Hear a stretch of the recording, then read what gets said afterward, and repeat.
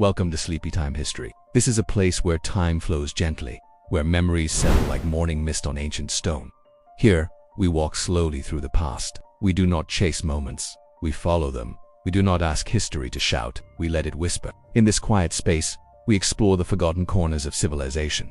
Not to be excited, not to be entertained, but to rest, to listen, to breathe, to let the stories of long ago ease us into stillness. Imagine the marble streets of a fading Rome, warmed by the last rays of sun, as tired footsteps echo through empty forums. Imagine the silent jungles of the where vines cover what once were grand temples built to chart the stars. Imagine a scholar in Song Dynasty China, seated beneath a paper lantern, his brush moving gently across soft rice paper as twilight deepens outside his window. Or walk the quiet corridors of an Ottoman palace, where silk slippers glide across stone, and time itself slows to a hush.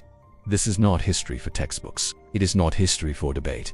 This is history for sleep, for reflection, for quiet minds in need of a gentle rhythm. On this channel, each episode is a lullaby in the voice of time. We share stories like the fall of Rome, the empire that forgot it was dying, a slow unraveling of order, of identity, of certainty, not with a crash, but with a soft sound of institutions fading away. The Mayans, cities swallowed by the jungle, a world of mathematics, astronomy, and art gradually surrendered to drought, pressure, and mystery. The Song Dynasty, the river of silk and sorrow, an age of beauty and intellect, overtaken not suddenly, but with grace and reluctant farewell. The Ottoman Empire, a twilight of shadows and silence, a long, delicate descent into a relevise where one's grand halls stand quiet, and plans for reform rest unopened on polished desks.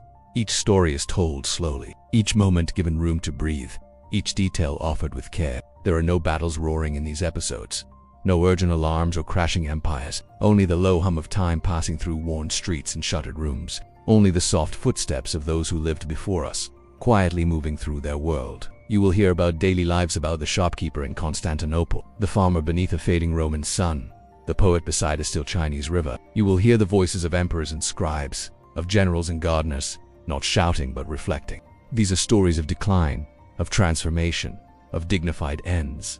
But they are also stories of resilience, of art still painted, of poems still written, of lamps still lit, even in the dark. We invite you to listen as history slows to a gentle rhythm, to settle into quiet, to find rest in the turning of old pages, in the sound of wind across stone walls, in the silence of empty courts. Breathe in deeply.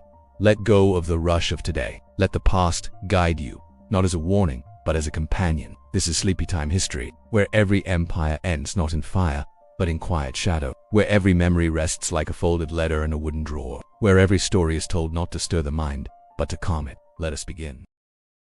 SleepyTime History presents The Fall of Rome, the empire that forgot it was dying. An immersive, calming journey through the twilight of an empire. Introduction. Welcome. You're invited to settle into stillness, to rest, to breathe, and to drift gently through time. Tonight, we embark on a quiet journey into a past once filled with grandeur, now quietly eroded by the slow tides of change. A time when marble monuments still gleamed under the Mediterranean sun, while cracked stone legions still marched, though less often paid. A time when the Senate still convened, but its words carried less weight. This is not a tale of triumphant conquest or thrilling rebellion. It is the slow, meandering farewell of an empire that believed itself eternal. This is the story of Rome, not in its ascent, not in its golden age, but in its final breaths. The mothers and sons, the merchants and servants, whose quiet endurance marked the final century of Rome in the West. The Roman Empire, at its height, had stretched from the misty isles of Britain to the deserts of Arabia. Its roads, so straight and deliberate, had brought grain, gold, and ideas from all corners of the known world. The streets of Rome are waking slowly. Shutters creak open, roosters call across tiled rooftops, from alleyways and inner courtyards. Soft footsteps echo. You are a shoemaker, or perhaps a baker, or the daughter of a market vendor, helping weigh lentils and fill baskets with bunches of herbs. You live in a modest home, its plaster flaking gently from the walls, its floor swept with care. The walls are cool to the touch each morning. The terracotta tiles hold the memory of night. Merchants begin arranging their goods, quietly preparing for the trickle of customers who will pass beneath cracked stone arches. You stretch in silence. You light a small lamp. The sun climbs and then sinks, and the rhythm of Rome, though quiet, is steady. You speak softly with a friend about a cousin who has moved to Ravenna. The capital, they say, is safer now, closer to the emperor, further from danger. But still, danger seems to find its way. Children laugh and cry. Dogs bark at carts. Priests chant in the distance. The same prayers, whispered for centuries. You do not know that historians centuries from now will call this a time of crisis. You know only that the roof still holds, that the bread rose, that tomorrow, like today, will come. Shadows flicker across walls painted long ago with scenes from myths. Now fading from memory, your family gathers. You eat together, perhaps not in plenty, but in familiarity. You listen to your father repeat a story you've heard before. You smile. You tend the household, alter whether to Jupiter or the Christian god depends on your family. But either way, you murmur something into the early air. The notes drift, soft and unhurried. Above, the stars flicker. You wonder if they shine the same over distant lands, over Gaul, over the Nile, over the forests beyond the Danube. This is what Rome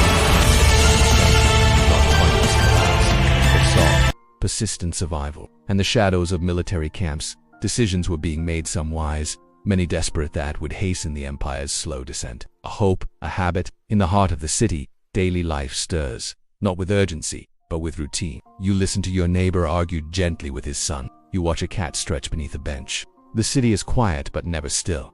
Some fell quietly, others were chipped away by invaders, rebellions, or time itself. Yet for those living within the empire's fading borders, life carried on. They woke, they worked, they prayed. They've wondered, sometimes aloud, often in silence, why things felt different, why they no longer trusted the future. Its laws governed millions. Its monuments told stories of gods and men, victories and peace. But nothing built by human hands can last forever. Goods are dearer, weights are often checked twice. The taxman passes by, nodding without warmth. Rumors float gently in every transaction. Of Gothic kings, of strange Christian sects rising in power, of Roman generals raising banners in the provinces and declaring loyalty with one hand while sharpening daggers with the other. And so the empire, like a weathered mosaic, began to lose its tiles. As you listen tonight, you need not hold tightly to each name or date. Let the cadence of the narrative lull you. Let the details drift like the scent of olive oil through ancient air. Smell the dusty heat rising from sun-baked stone. See ivy creeping over once majestic arches. Sometimes, it whispers this journey is not about memorization. It is about immersion, about standing still within a world slowly changing. Imagine a Rome of soft light and long shadows. Hear the shuffle of sandals over cobblestone. We will begin not with generals or emperors, but with the ordinary people. Segment 1. Daily life immersion. The rhythm of the common Roman. It is the year 395 CE. The Western Roman Empire is still breathing, though its pulse is faint. The morning air is warm, thick with the scent of earth and cooking fires. Imagine yourself here. You are not a senator, not a soldier, not a figure whose name will be recorded. You rise before the sun clears the rooftops. Water is fetched. Bread is sliced. You eat simply figs if you're fortunate. Bread soaked in wine if not. At the market, there are fewer coins changing hands than there once were. And yet, beneath it all, life continues. You patch sandals. You mend tunics. You stir thick stew in iron pots. At midday, the heat presses low.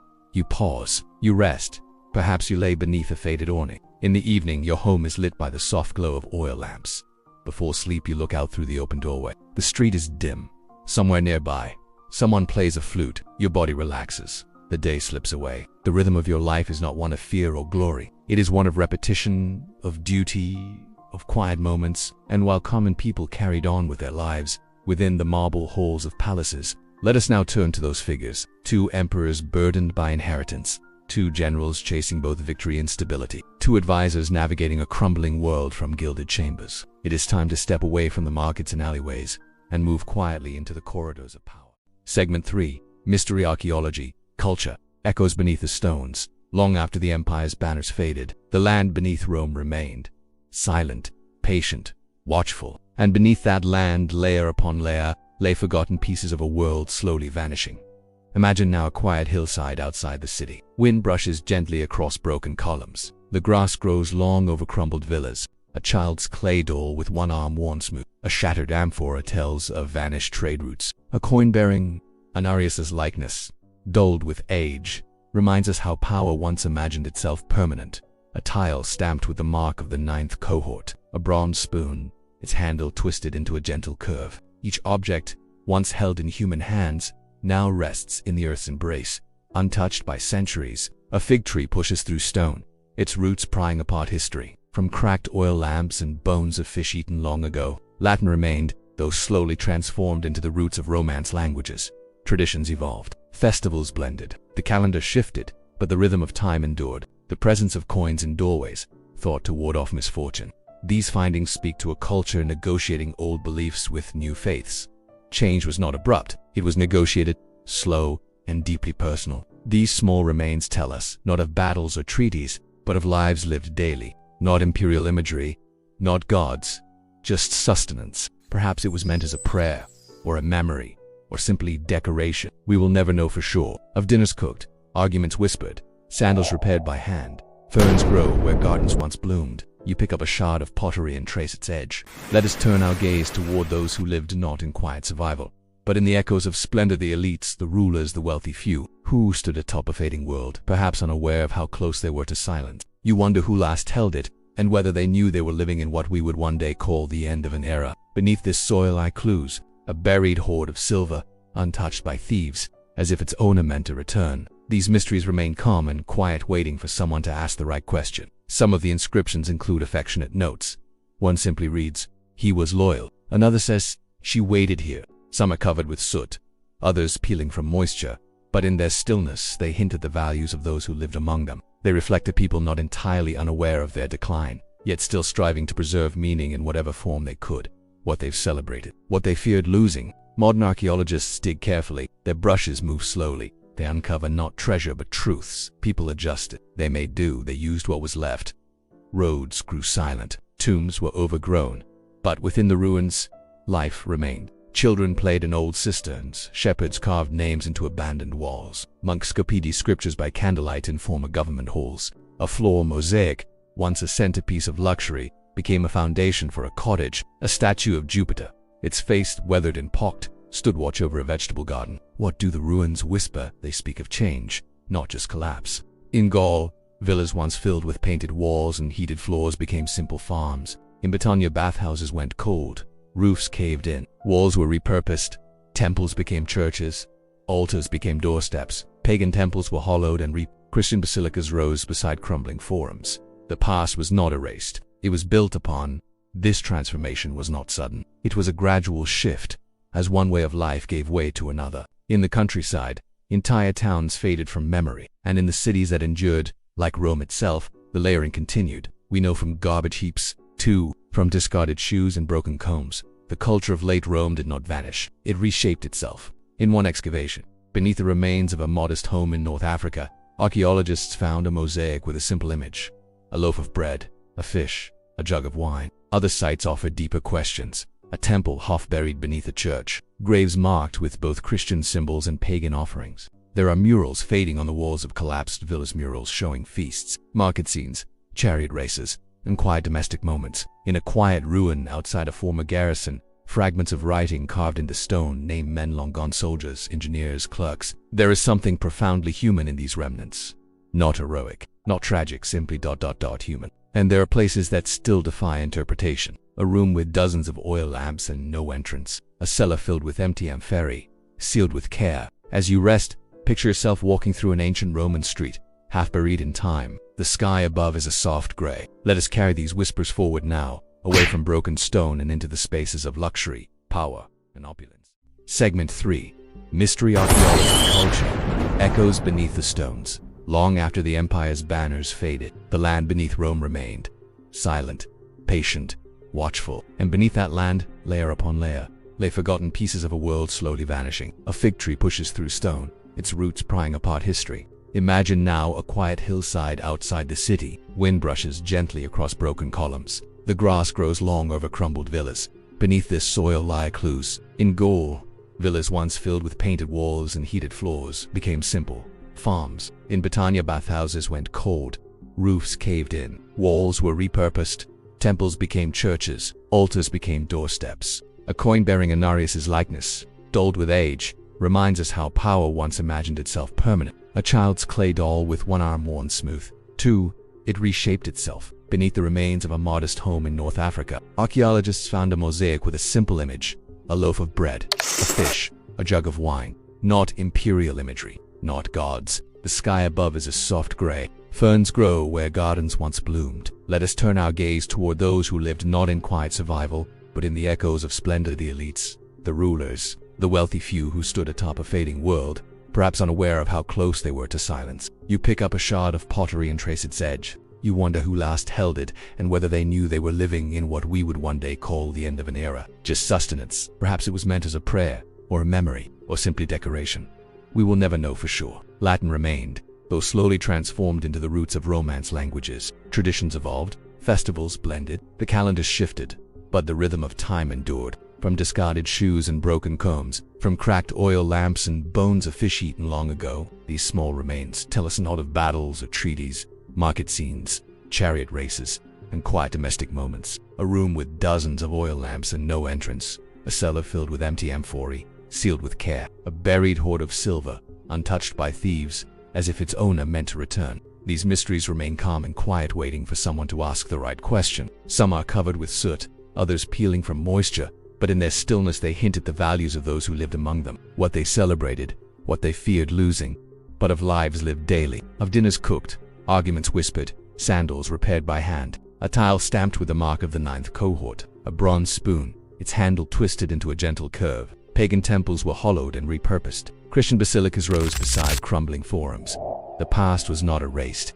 It was built upon, a temple half buried beneath a church, graves marked with both Christian symbols and pagan offerings, the presence of coins in doorways, thought to ward off misfortune. These findings speak to a culture negotiating old beliefs with new faiths. Change was not abrupt.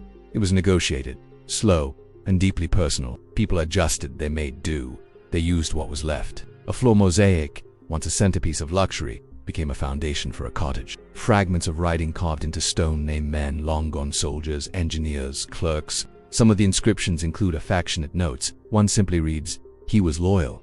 Another says, "She waited here." A statue of Jupiter, its face, weathered and pocked, stood watch over a vegetable garden. Not heroic, not tragic, simply human.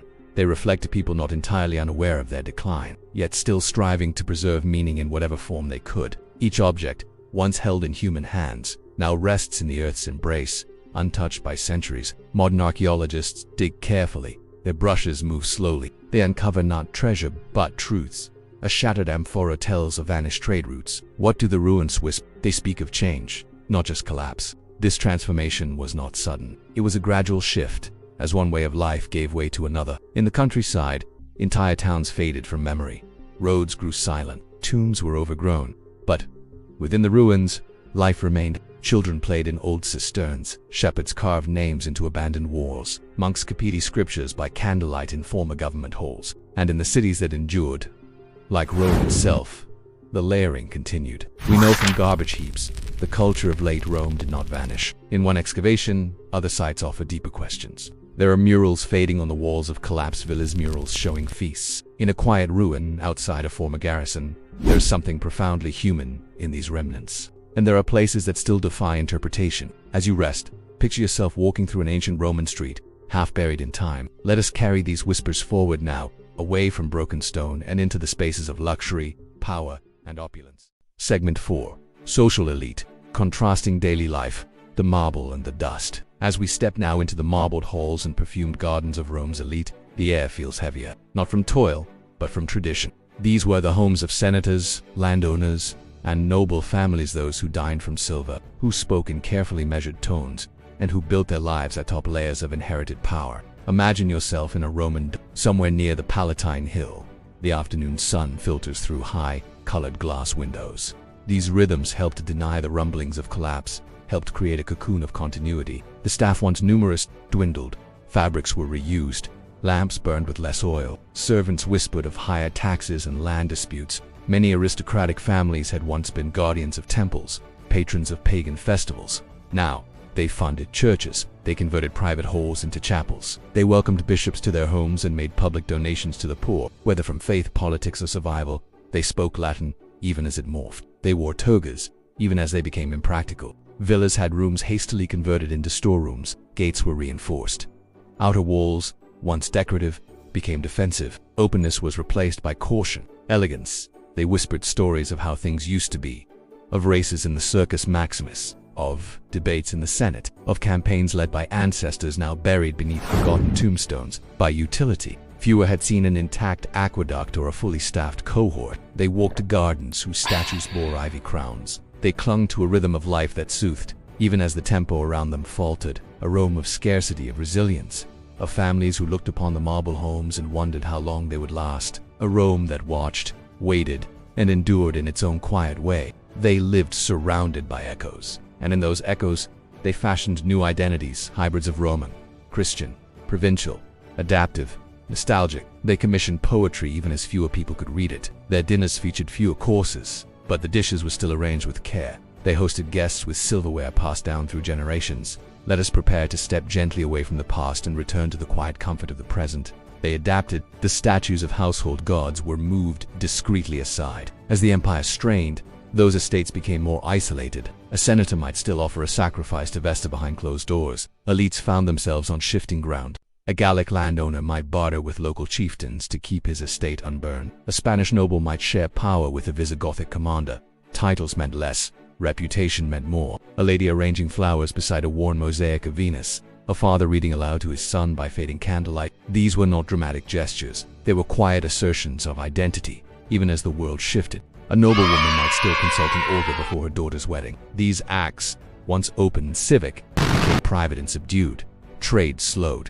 Caravans no longer arrived on schedule. Roads were less safe. Letters took longer to arrive. And when they did, the wax seals often bore bad news: another border breached, another city lost, another cousin fleeing northward. Still, the masters dressed finely. They hosted visiting bishops instead of pagan priests. They read Virgil by lamplight, even as news arrived of Germanic tribes pressing closer. Tutors taught them to recite speeches Cicero had given in a very different time. Portraits still hung in entry halls, ancestral faces with steady gazes, framed in fading gold. Their futures, however, were not nearly as assured. Gone was the easy pipeline to senatorial power. Gone were the guaranteed appointments. Positions now required negotiation, gifts, compromise, sometimes even bribes. Walls are painted in deep red and ochre, showing pastoral scenes, cupids, and mythical creatures. Beneath your feet, geometric mosaics stretch across cool marble floors. A fountain gurgles softly in the atrium. The scent of warmed oil and citrus wafts from a distant kitchen. Life here was meant to feel eternal, unchanging. Yet even within these carefully curated spaces, change was seeping in. The banquets, once opulent, grew modest. These were the privileged, but not untouched. Many had estates in the countryside, vast villas with vineyards and olive groves. Yet the rituals remained. The morning ablutions with rose water, the measured walks in peristyle gardens, the midday rest, lulled by cicadas, the quiet conversation over watered wine. Children of these households still learned rhetoric and philosophy. They practiced their handwriting on wax tablets. Religious transformation added another layer to elite life. Some clung to the old ways. Beyond the city, contrast sharpened. In the hinterlands, where Roman identity had always been thinner, and still, they held on to signs of their world. In some cases, the very architecture betrayed the tension. And yet, amidst this adaptation, there remained a certain grace. A nobleman walking through his orchard at dusk. There were still grand weddings, though the guest lists had shrunk. There were still funerals, marked with incense and hymn. In many ways, the elite became custodians of memory. They preserved scrolls, traditions, recipes, names. Yet as one generation gave way to the next, the gaps grew. Fewer remembered the empire in its full strength. This was the world at the top, still rich in many ways, still educated, still influential, but no longer invincible. They dined beneath ceilings that cracked in silence, and outside those gates, far beyond the colonnades and perfumed courtyards, lay a different Rome. As we near the end of our journey, let us gather these images, the echoes of splendor, the resilience of survival, the hush of memory. The echoes of Roman footsteps fade into the dust, and the last embers of empire settle into stillness. But history, like a river, flows without end. As you rest in this quiet moment, let us turn the page not hurriedly, but gently. A civilization built on stars, on cycles, on silence. From the marble columns of fading Rome, we drift now through mist and canopy, into a world of jade-green jungles and stone temples reaching. So now, as the air grows warmer and the forest presses close, let us journey to the world of the Mayan cities, swallowed by the jungle. SleepyTime History presents the Mayans, cities swallowed by the jungle, an immersive, calming journey into a vanished civilization. Introduction. Welcome. As you settle into a calm and quiet space, imagine yourself stepping away from the noise of the modern world and drifting back through time. Tonight, you are invited on a gentle journey, one that takes you deep into the heart of an ancient, mysterious world, hidden beneath a canopy of green. But a quiet unfolding, a civilization built on knowledge, patience, and an intimate bond with the land. The Maya built cities that stretched toward the sky, their temples rising through the thick jungle air like sentinels watching the passage of centuries. Yet, the story you will hear is of a slow farewell, a subtle unraveling, and a culture whose footprints were almost swallowed by the relentless growth of the jungle, where the pulse of a great civilization still echoes softly through the leaves and stone. There is no need to hold tightly to every fact or name. The Maya were as much a part of the jungle as the towering ceiba trees, the creeping vines, and the shimmering pools of water. It is a story that unfolds slowly, almost like the petals of a flower opening in the early morning light. Their cities were not interruptions in the landscape, but woven into its fabric, stone carved with reverence and care, placed where earth and sky meet. Instead, allow yourself to be immersed in the textures of this ancient life. The rough stone steps warmed by the sun, the soft murmur of village life, the glint of jade and flickering torchlight. This is the story of the Maya, not the story of dazzling conquest or dramatic battles. Imagine the thick, warm air around you, heavy with the scent of damp earth and blossoming flowers. The forests reclaimed cities once bustling with life. The rivers that sustained agriculture became unpredictable. Populations swelled beyond what the land could easily support. You will hear the rhythm of their daily lives, the rising and setting of the sun, the passing of seasons, social pressures mounted, and environmental shifts whispered warnings in the rustling canopy. Listen closely and hear the rustle of leaves, the call of distant birds, and the steady buzz of insects. Feel the soft moss beneath your feet, the rough bark of ancient trees brushing your fingertips. This world is alive, quiet yet brimming with stories that await your gentle attention. The Maya were skilled astronomers, mathematicians, and artists. Their calendars marked the passage of time with astounding precision, and their hieroglyphs recorded histories, myths, and ceremonies that intertwined the heavens with the earth. There were farmers and builders, sculptors and priests, all woven into communities that thrived beneath the endless sky. Yet the Maya world was not static. It grew, it changed, and eventually it transformed. As you listen, let the cadence of the story guide you gently. As though the voice itself were a breeze drifting through the trees, let your mind wander softly alongside the slow, steady rhythms of a people living in harmony and tension with their world. The story we will explore is one of balance. Balance between people and place, between growth and limitation, between tradition and change. Tonight, you will meet not just rulers and priests, but farmers, artisans, mothers, and children. Segment 2. Biographies event, the great and the heartbeat of Palenque. Imagine yourself stepping softly into the shaded city of Palenque, nestled in the Chiapas highlands of present-day southern Mexico. The thick jungle embraces the ancient stones, veins weaving like quiet threads between the towering temples and palace walls. It is early morning, and the warm light of dawn filters gently through broad ceiba leaves, dappling the worn steps beneath your feet. Birds greet the dadashav call of the soft coo of doves, and the deep, distant roar of howler monkeys echoing through the canopy. The Maya viewed their rulers as intermediaries, charged with maintaining harmony between the mortal world and the gods above. This sacred duty permeated every aspect of Pacoles' life, from the ceremonies held in the grand temples to the careful administration of his realm. The jungle itself seems to breathe with the rhythm of the city, a living, breathing presence woven into the life of its people. This temple, rising in elegant tiers against the sky, would become Pacoles' final resting place. Beneath it lies a tomb adorned with intricate carvings, cosmic maps depicting the journey of the soul through the underworld, the rising sun, and the eternal cycles of life and death. These images are quiet yet powerful, conveying the Maya's profound belief in renewal and balance. Here, amid this delicate balance of stone and forest, lived Kanich Janapape, known simply as Paco the Great. The coarse grains fell softly, dusting hands and rising in faint clouds beneath the warm sun. Children learned by imitation, their small hands following the steady movements of their elders as they gathered firewood, prepared meals, or crafted small objects. Maya astronomers charted Venus, the Pleiades, and the Milky Way with remarkable precision. The city's population swelled, pushing against the limits of the jungle's generous but finite resources. Environmental changes whispered warnings. The rivers that once flowed steadily grew unpredictable, and the dense forest, always encroaching, claimed ever more space. In the cool shade of a temple, Pakal may have gazed upward, contemplating the stars and the cycles they represented. His long life was intertwined with the fate of his people, a slow and steady pulse echoing through the halls of power. Trade routes became strained. The delicate web of alliances and obligations that held Maya civilization together began to fray. The great dance of growth and renewal slowed. These celestial bodies marked times for planting, harvesting, and celebration. But as a man walking the narrow path between power and humility, between earth and sky, between a people's hopes and the shifting world around them, it reminds us that even the greatest rulers and cities are part of the vast, unfolding story of nature and time, a story that, like your own breath, flows gently, steadily, and without rush. Imagine looking up at a velvet sky shimmering with countless points of light, feeling connected to a universe vast and timeless. He forged alliances with neighboring city-states, securing trade routes that threaded through the dense jungle. The jungles embraced titans, slowly reclaiming what time allows. And beneath the surface, the heartbeat of a civilization begins to slow, not with sudden collapse, but with the quiet, persistent steps of change. Obsidian blades, rich cocoa beans, vibrant feathers, and finely woven textiles traveled these paths, connecting Palenque to the wider Maya world. He was a man tasked not only with ruling but with preserving a fragile balance between human ambition and nature's rhythm. He ascended the throne at the young age of 12 in the year 615 CE. The city grew, its tempers rising ever higher, its influence spreading through the Maya world. Yet, the subtle shifts that began during Pacal's time deepened. Baskets overflow with tropical fruit sweets of potat guava and succulent pineapple. Farmers tended their maize fields with care, aware that this sacred crop was the source of life itself. They cleared land along the jungle's edge, gently coaxing crops from the fertile soil. At times, the soil grew tired,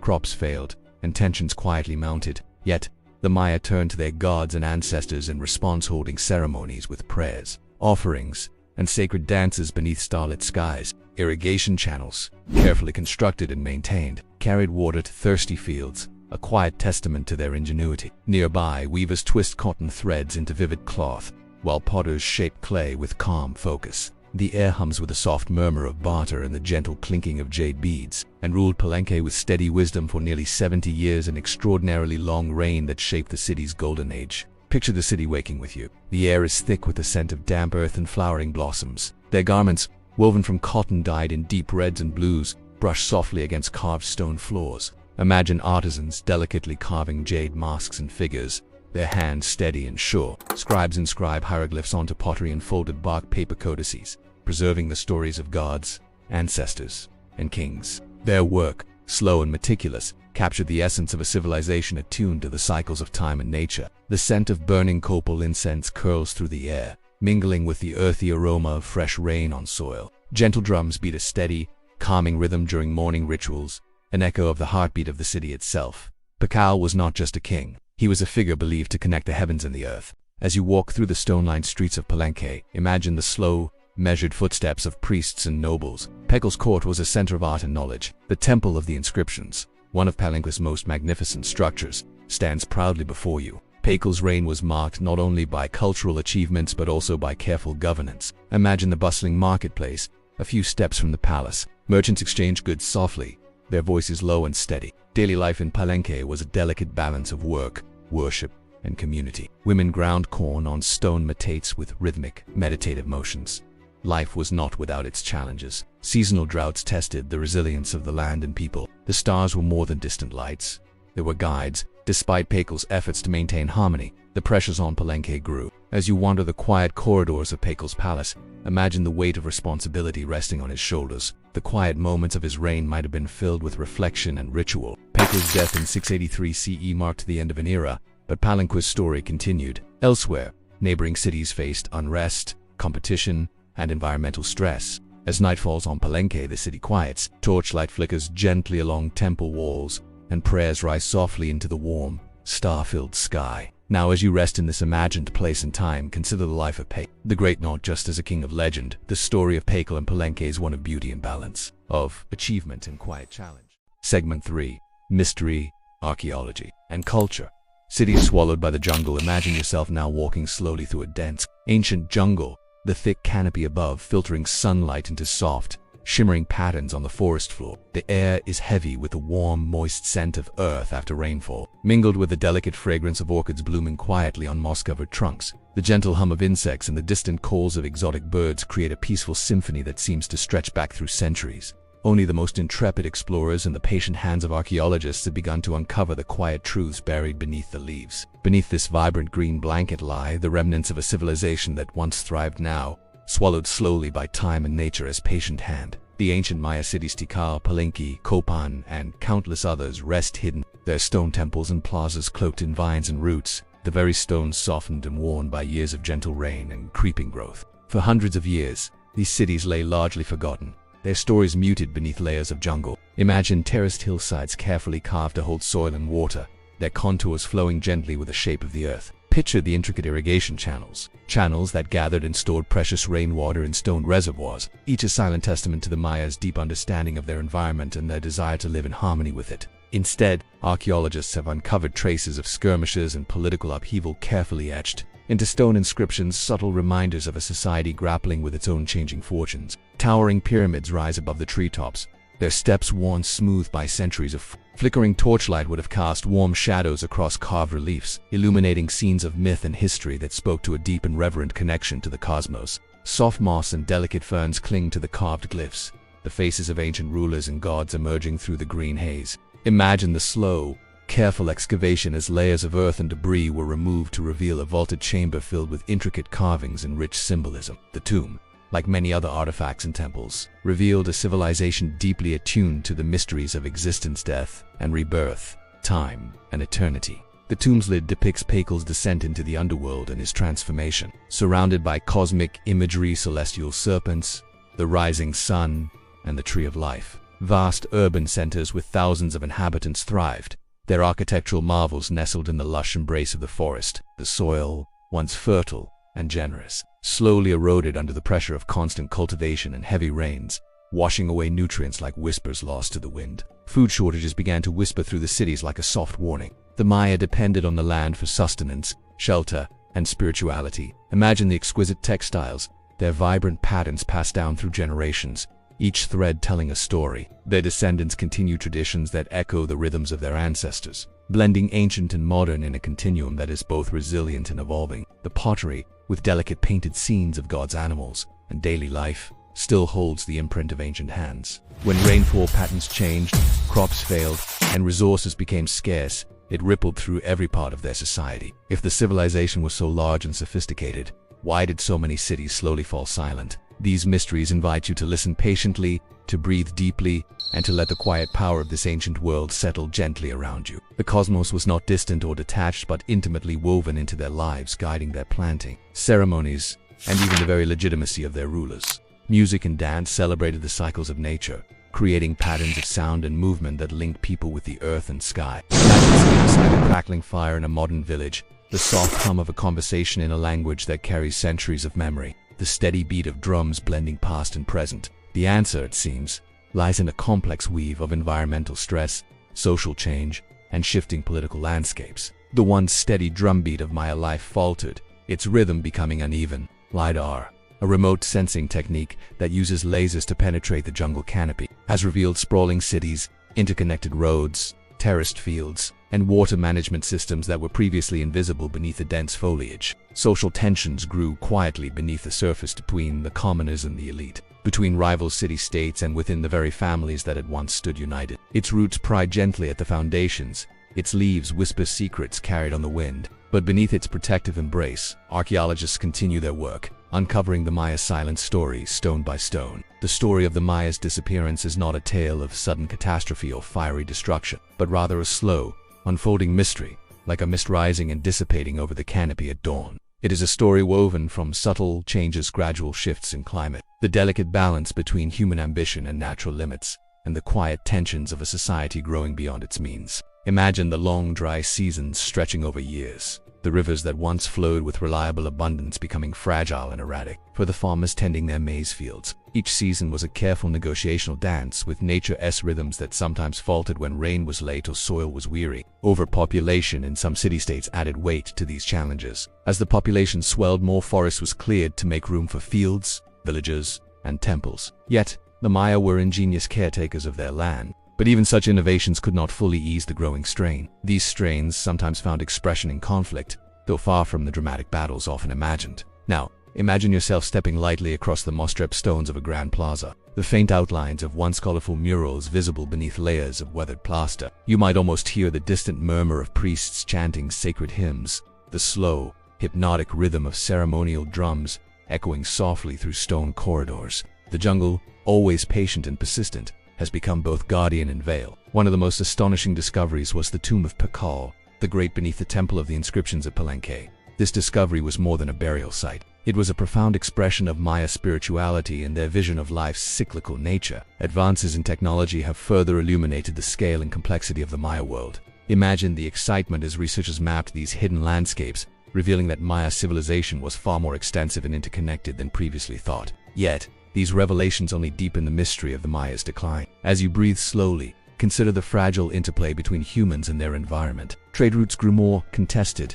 alliances weakened, and competition among city-states intensified. Yet, even as cities were abandoned and grand temples fell into quiet ruin, the essence of Maya culture endured. The Maya language itself is a living bridge to the past, spoken by millions in the region today. Their astronomical knowledge remains a marvel. The precision of their calendars, the way they mapped the stars, and their understanding of celestial cycles continue to inspire. Artisans crafted jade jewelry that caught and reflected the soft jungle light, symbolizing power, connection, and beauty. Through these enduring threads, the spirit of the Maya lives on. The jungle may have reclaimed the stones, but it cannot silence the stories. As you rest in this moment, surrounded by the soft green stillness, allow the calm embrace of the jungle and the whispers of the past to soothe your mind and spirit. The Maya's story is not one of sudden loss but of gradual transformation, a reminder of the delicate balance between human life and the natural world, and the timeless rhythms that connect us all. Segment 4. Social, elite, and contrasting daily life. The rhythm of Maya society. Imagine yourself standing at the edge of a bustling Maya city, where the gentle warmth of the sun filters softly through the leafy canopy, casting dappled shadows on sun-baked stones. The air is filled with the soft murmur of daily life, a slow, steady rhythm like the gentle flow of a river, winding through the streets and plazas of this ancient place. At the highest level stood the elite: kings, priests, nobles, and scribes, those who guided the city's spiritual and political course. Below them, a vast population of artisans, farmers, traders, and laborers quietly sustained the pulse of the city, each fulfilling their role in a subtle harmony. The distant calls of birds mingle with the occasional flutter of colorful feathers, creating a peaceful soundscape that stretches through the day. In these cool chambers, nobles clad in richly woven cotton garments embroidered with jade beads, feathers, and precious stones moved with deliberate calm. Their hands, steady and practiced, prepared offerings of maize, flowers, and jade. Imagine the modest homes of commoners clustered close together, walls made from wattle and daub baked warm by the sun. Their hands knew the slow, practiced motions of grinding maize on stone metates, the grains falling in soft clouds like a gentle rain. Children played nearby, their laughter light and spontaneous, a sweet accompaniment to the quiet murmurs of daily chores. These houses, simple yet sturdy, sheltered families whose days were shaped by the steady tasks of survival and community. Imagine rosa maize stalks stretching green and tall, their leaves rustling softly in the breeze. Nobles enjoyed privilegista, finest clothing, the softest feathers, the richest foods, while the common people found strength in community and tradition. Families traced their roots through generations, their histories recorded on stone monuments and passed down in sacred songs. Each role, whether grand or humble, was part of a wider rhythm, a delicate weave of responsibility, identity, and continuity. Imagine a festival at twilight, drums beating with a steady, soothing rhythm. Flutes weave soft melodies through the cooling air, and dancers move with fluid grace, their movements echoing the cycles of the sun, moon, and stars. Imagine a young noble in the palace courtyard learning the art of diplomacy and ceremony, his movements slow and deliberate under the patient guidance of elders. Both groups, however, were bound by a shared culture, woven from the same stories, rituals, and beliefs. Their ability to adapt, innovate, and maintain cultural identity in the face of change is a testament to the strength of their spirit. The shared experience of music, dance, and ritual reinforced bonds, reminding all of their place within the vast web of life. Its story invites you to listen deeply, breathe slowly, and find peace in the gentle unfolding of history, a history not lost but quietly carried forward through time, and humbled the measured governance of rulers, the sacred duties of priests, the patient labor of farmers, and the warm embrace of families. Picture merchants weaving through crowded streets, carrying baskets filled with obsidian blades that shimmered softly, bright feathers from exotic birds. The slow drift of population and power was part of a long, gentle fading, a gradual transformation rather than sudden collapse. And vessels of rich, fragrant, cacao-tha, bitter, sacred drink of kings. The marketplace buzzed gently with soft conversations and subtle negotiations, a place where goods and stories changed hands in equal measure. The jungle, ever patient and persistent, crept closer, its roots threading through abandoned fields and forgotten homes. Squash and beans filled the spaces between, a triad of sustenance that sustained generations. The city's growing population placed increasing demands on land and resources. Imagine narrow streets filled with people moving purposefully, their faces calm yet aware of the fragile order that held the city together. The soil was warm beneath the fingers of those who planted and harvested, their work a slow, steady dance with the land. The air within these sacred spaces was thick with the scent of incense and the hushed sound of chants, a solemn rhythm that echoed the cycles of life, death, and renewal. Imagine him waking gently before dawn, the first light casting soft hues across his chambers. He would begin with offerings to the gods, copal incense smoldering gently, its fragrance curling in delicate spirals upward. These moments were private yet sacred, a quiet communion with the divine, setting the tone for the day. Their days were steeped in ritual, diplomacy, and governance, a steady cadence of ceremony and council. Trade routes, alliances with neighboring cities, and preparations for ceremonies were topics addressed with care and patience. Every decision, no matter how small, held significance, each word spoken a thread in the intricate fabric of power. The Maya world was layered, much like the majestic pyramids that rose above the city, skyline each tier, distinct but connected, forming a complex social tapestry. Picture the palace of the ruler, Palenque's grand stone terraces rising above the rooftops, where painted murals, though faded by time, still hint at the splendor once celebrated within. The ruler's daily life was a careful balance between duty and devotion. Following these morning rites, the ruler met with advisors in softly lit rooms, discussing the city's affairs in measured tones. Priests moved with equal grace through temple halls, their robes brushing the cool stone floors. Outside the palace,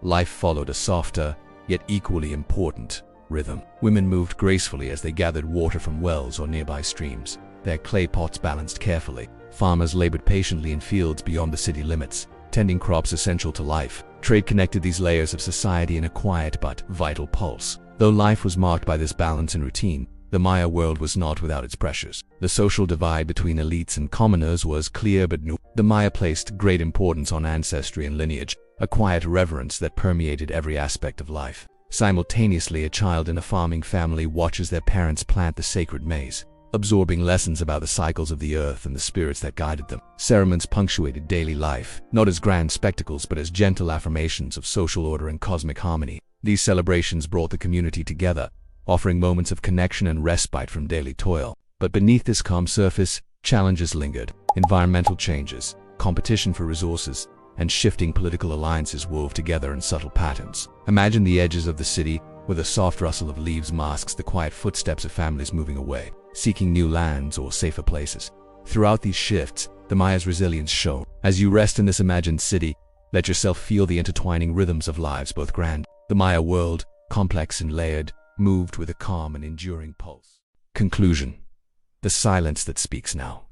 As we come to the end of this long and gentle journey through the world of the ancient Maya, take a slow, deep breath. Let the stillness of the jungle surround you once more. The air is cool now, touched by evening. The canopy sways slightly above, and the fading light of the setting sun bathes the forgotten temples in a soft golden hue. The stones seem to exhale with memory. You've walked the terraces where farmers once sowed maize, heard the soft hum of a priest's morning chants in the shadowed quiet of stone temples, watched nobles in their feathered robes tread slowly across polished palace floors. Though the plazas are silent, they still hold the breath of centuries, the whisper of footsteps, the murmur of prayers, the soft rhythm of daily life once so vivid, now suspended in time. Their monuments crumbled, their pyramids softened by moss and time, but their people remained, their language continued, their stories survived, their traditions endured, flowing gently through generations like the slow curve of a river. You've wandered through the pulse of Maya cities, felt the careful balance of their lives. In these communities, the spirit of the past is not a distant echo, it is a living rhythm, of balance strained, of cycles closing, of communities changing shape, a quiet enduring pulse that connects the present with a long thread of history. You've listened to the hush of a civilization that did not truly vanish but transformed, faded gently into the forest's embrace. The Maya remind us that even the most sophisticated societies are shaped by the land beneath their feet and the sky above their heads. That wisdom can be carved in stone, but also whispered in the wind. That silence, when listened to with care, can speak. The Maya did not disappear. Their cities, yes, grew quiet. Modern Maya communities still thrive speaking the words of their ancestors, making food from the same maize, shaping pottery with the same patient hands. And so, too, does the jungle hold memory. Roots gently lift the corners of buried stones, vines wrap protectively around carved glyphs, trees grow through temple roofs, as though cradling the old world in their arms. The forest did not destroy them. Maya had folded them into its canopy, kept their secrets safe, and whispered them back to us slowly, patiently, in fragments uncovered by time and care. The Maya story is not one of collapsed, but of evil. And in that story, there is something universal. We, too, live by cycles of growth and rest, of construction and retreat, of discovery and forgetting. And so, as the last light fades and darkness gently folds around the jungle, allow the soft peace of the Maya world to lull your thoughts. The noise of the modern world is far away now. There is only this stillness, this quiet, the steady breath of the forest, the distant hush of time unfolding. You are resting now, as the cities rest, as the past rests still present, but wrapped in the gentle rhythm of forgetting and remembering. Let the mystery comfort you, let the history guide you, and let sleep come softly, like vines growing silently over stone. Good night, and sleep well. The jungle breathes, the glyphs go silent, and the stone pyramids slumber once more beneath Mars and time. Let the stillness linger, even as we step quietly into another age, one not of jungle, but of mountains and scrolls. The rhythms of the Song Dynasty await where scholars walk, misted courtyards, and brushstrokes whisper truths across silk. This is a place of elegance and sorrow, of beauty on the edge of war. So let your mind sail eastward now, across the sea of time, into the golden river of song. SleepyTime History presents the Song Dynasty, the river of silk and sorrow, a calm, immersive tale of China's intellectual and artistic golden age undone by war, political infighting and invasion, a story of beauty facing destruction slowly, with dignity. Welcome as you settle into a quiet space. Allow yourself to drift gently through time and space, far away from the rush of the present. Imagine your breath becoming slow and steady, your thoughts softening like the gentle flow of a river. It was an era when poets, painters, and scholars shaped the fabric of society as profoundly as emperors and generals. This story is not one of grand battles and thunderous victories, but a slow and dignified passage like silk unraveling softly in the hands of time. The silk roads and riverways carried not only goods but ideas, music, and the subtle fragrance of blooming gardens. We will not rush but move with grace, embracing the quiet dignity of an empire that shone brightly, then faded gently into memory. The world seemed at peace, caught in a delicate balance between tradition and change. The peaceful countryside where farmers tend their rice paddies and the quiet halls of power where emperors and officials carry the weight of governance. Each scene will be painted with care, inviting you to breathe deeply and settle into the slow unfolding of history. Today, we will glide down a long, winding waterway in ancient China, through a world of delicate art, thoughtful philosophy, and quiet strength before shadows gathered and the river's calm was challenged. The Song Dynasty, spanning over 3 centuries from 960 to 1279, is remembered as a golden age of culture, innovation, and refined governance. Yet beneath this serene surface, the Song faced mounting precious political conflicts simmered. Armies prepared quietly at borders, and the slow tides of history began to turn. Imagine yourself walking through a shaded bamboo grove, the filtered sunlight casting gentle patterns on stone pads. Hear the soft clink of porcelain teacups, the murmur of scholars debating quietly in courtyards, and the faint rustle of silk robes brushing over polished floors. The air is rich with the scent of ink and jasmine tea, the pulse of life steady and measured. We will move gently through the everyday rhythms of songlife.com, streets of cities alive with merchants and artisans as evening falls. We will witness how beauty and sorrow intertwine the gradual strain of external invasions and internal discord, the delicate art and thought that persisted even as the world shifted beneath them. So now, take a slow breath, feel the river's calm beneath you, and allow yourself to drift softly into the world of the Song Dynasty where silk and sorrow flowed side by side, weaving a story both tender and timeless. Segment 1. Daily Life Immersion. In the shade of bamboo and books, imagine yourself waking in a modest courtyard home, deep within the walls of a Song Dynasty town. The morning light spills across finely swept stone tiles, filtered through thin slats of wood and the green of swaying bamboo. Scrolls are stacked neatly upon low tables. Inkstones rest, washed clean, beside brushes trimmed just the night before. Education was a path to respect and authority, and the imperial examination system offered a road, narrow but noble, toward status. Vendors opened stalls with measured rhythm, laying out fresh buns, glistening with sesame oil. Silk merchants unrolled bolts of fabric dyed with indigo and saffron. Children run, but their voices are soft, respectful. Imagine a farmer rising with the sun, checking the canals that run like silver ribbons through his rice paddies. Song agriculture was advanced crop rotation, irrigation systems, and improved rice varieties helped feed a growing population. The fields stretched far, but not desolate, dotted with thatched roofs, bamboo groves, and families working together beneath wide hats. In the air is the faint scent of incense, of river mist, of sweet rice pastries. Meals were simple rice, pickled vegetables, tea. Conversations centered on family, on stories of past scholars, on verses memorized long ago. Perhaps someone recites a line by Sushi. From small villages to great cities, families pinned their hopes on sons who memorized the Confucian classics and dreamed of official robes. Woodcarvers, etc., etched gentle curves into bamboo flutes. Calligraphers dip fine brushes into ink as black as night and let characters bloom like flowers across scrolls. Sweet rice cakes were shared, riddles posed on the lanterns, and music played into the night. Offerings of incense curled upward in quiet prayer. Buddhist monks strolled by in saffron robes. Taoist priests consulted with villagers on harmony and balance. The rhythm of tea poured with care and scrolls unrolled with reverence. Prices in markets shifting.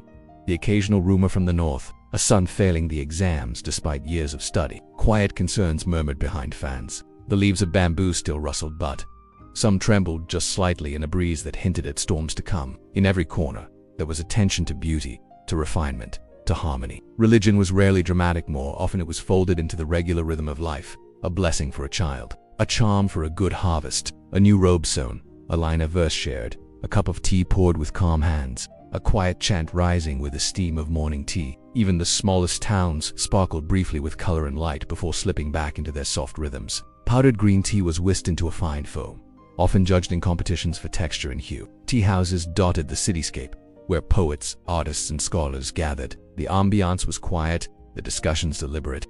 Art adorned the walls, and silence itself was respected, as if reverence for the moment mattered more than noise. Outside, a pot of water gently simmers for tea, its steam curling in quiet spirals into the soft morning air. Their glow spills softly onto worn floorboards, casting warm shadows that flicker gently. Elite women managed households with precision, composed poetry, and embroidered detailed scenes onto silk with astonishing patience. Some, educated and skilled, painted scenes of nature that survive today as whispers of a refined, if restricted, life. Music hums in the background, a soft pluck of a gukim, each note long and slow, trailing into silence. The household slips into quiet reflection. No haste, no loudness. Shopkeepers scribbled careful notes in ledgers, while children studied under preparing for exams that could lift their families into respectability. Literacy, printing presses, using carved wooden blocks, allowed books and poetry to travel further than ever before. Birds called gently from tiled rooftops, their notes echoing softly through alleys and gardens. The home is quiet, serene, a scholar's home. This was a time when knowledge and refinement shaped identity. As you walk the streets of a song city with its great bridges and bustling shops, the pace is never hurried. Civil service officials, in robes of deep blue or warm earth tones, make their rounds, not with swords, but with registers and ledgers. Governance under the song was an art of precision, of paperwork, not warfare. The bureaucracy vast. Life, for many, was peaceful. Artisans and craftsmen filled side alleys. Potters at their wheels shaped vessels smooth and pale, destined for tea ceremonies or quiet altars. Even the cities, with their crowded energy, are ordered and clean. In the countryside, the rhythm was slower but no less intricate. In the evening, life returned to the courtyard. The moon rises, the sea is calm. Our hearts are far, but see the same light. As the sky darkens, lanterns are lit. Tea culture in the song was more than beverage, it was ritual, meditation, even art. Paper money, a song innovation, passed between fingers at these tea houses and in bustling marketplaces. Women's lives, while largely domestic, were not absent of influence. Festivals brought communities together, especially the Lantern Festival. Streets filled with paper lights shaped like animals, stars, or floating lotus blooms. Temples and shrines dotted both urban corners and misty hillsides. This was a civilization shaped by thought and rhythm. The rhythm of scholars copying, the rhythm of boats sliding through canals. Yet, even as this refined daily life continued, there were sins subtle, almost imperceptible. There were breezes. The day continued. This was life in the song. Dynasty measured, reflective, rich not in gold. Segment 2. A Life in Scrolls. The story of Sushi. As the morning sun breaks through a misty veil above a quiet song courtyard, imagine yourself now inside a modest yet refined study. Scrolls rest upon lacquered shelves. The scent of pine ink lingers in the air. A soft breeze flutters the corner of a calligraphy piece, and somewhere in the distance, a bamboo chime knocks gently in the wind. Instead, he shaped the spirit of an era with ink and thought. His life unfolded not on the battlefield, but in gardens, libraries, courtyards, and lonely paths in exile. Through poetry, essays, paintings, and official service, he expressed the soul of the song, a civilization of refinement, of contemplation, and of quiet sorrow. This is a scholar's world, a world of thought, silence, and careful observation. One of the most powerful figures of the time, Wang Anshi had launched a series of sweeping reforms aimed at strengthening the economy and redistributing land. His criticism, delivered through poetry and essay, was eloquent but not subtle enough to go unnoticed. In 1079, Sushi was arrested under suspicion of defaming the emperor through literary expression. Though many of these ideas were bold and forward-thinking, Sushi saw flaws in their execution. Imagine the stone walls of a cold, dim cell, the quiet tap of dripping water, the chill of night without warmth. There, he built a small farm he called Dongpo Eastern Slope. He grew vegetables, he walked among willow trees, he watched the moonlight on the river's surface and captured its calm and verse. His later life became a winding path through distant provinces, Hanzhou Guangdong each, a place where he left behind writings, friendships, and quiet observations. Yet even in confinement, Sushi wrote poems of endurance, of reflection, of finding stillness within suffering. He was a man who knew that peace was not the absence of sorrow, but the acceptance of it. From a young age, he studied the Confucian classics, learning not only words but ideals of balance, virtue, and service. But within that decline, voices like Sushi's offered a quiet kind of victory, the triumph of thought, of resilience, of truth, spoken softly. He gazes not toward power or fame, but inward, toward memory, toward stillness. The calm with which he faced sorrow became his legacy. He traveled east to the imperial court and began his career in the civil service, writing with clarity and thoughtfulness on matters of policy, justice, and public welfare. His poetry shifted from youthful exuberance to gentle introspection. He reminds us that amidst the noise of change, one can still find silence. Amidst sorrow, one can still find light. The ink dries slowly on the paper.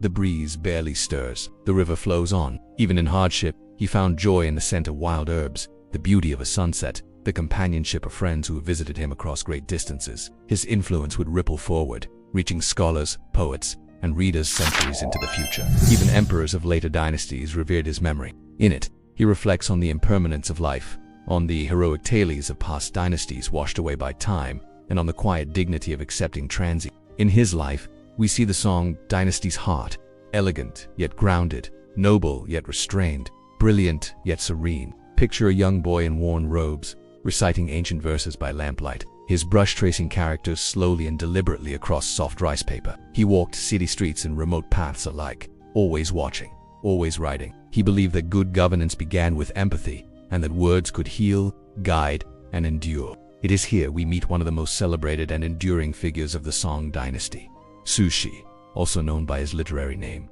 Su Dongpo.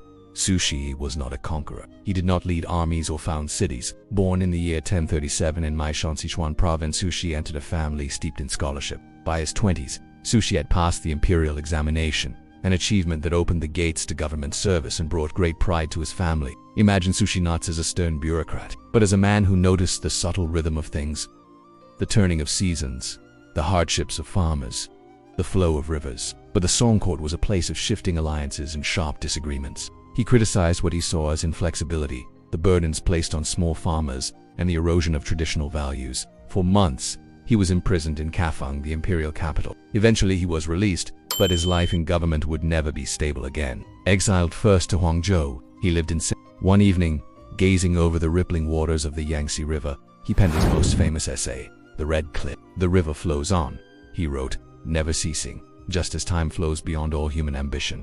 He did not resist this truth, he embraced it. Sushi's exile was not bitter, it was contemplative. He observed the peasant's toil, the season's cycle, the world's silent wisdom. In the years that followed, Sushi was recalled to court, only to be exiled again. He met Buddhist monks and Taoist sages, drank tea under plum trees, and sent letters filled with warmth and philosophy to his brother, Suji.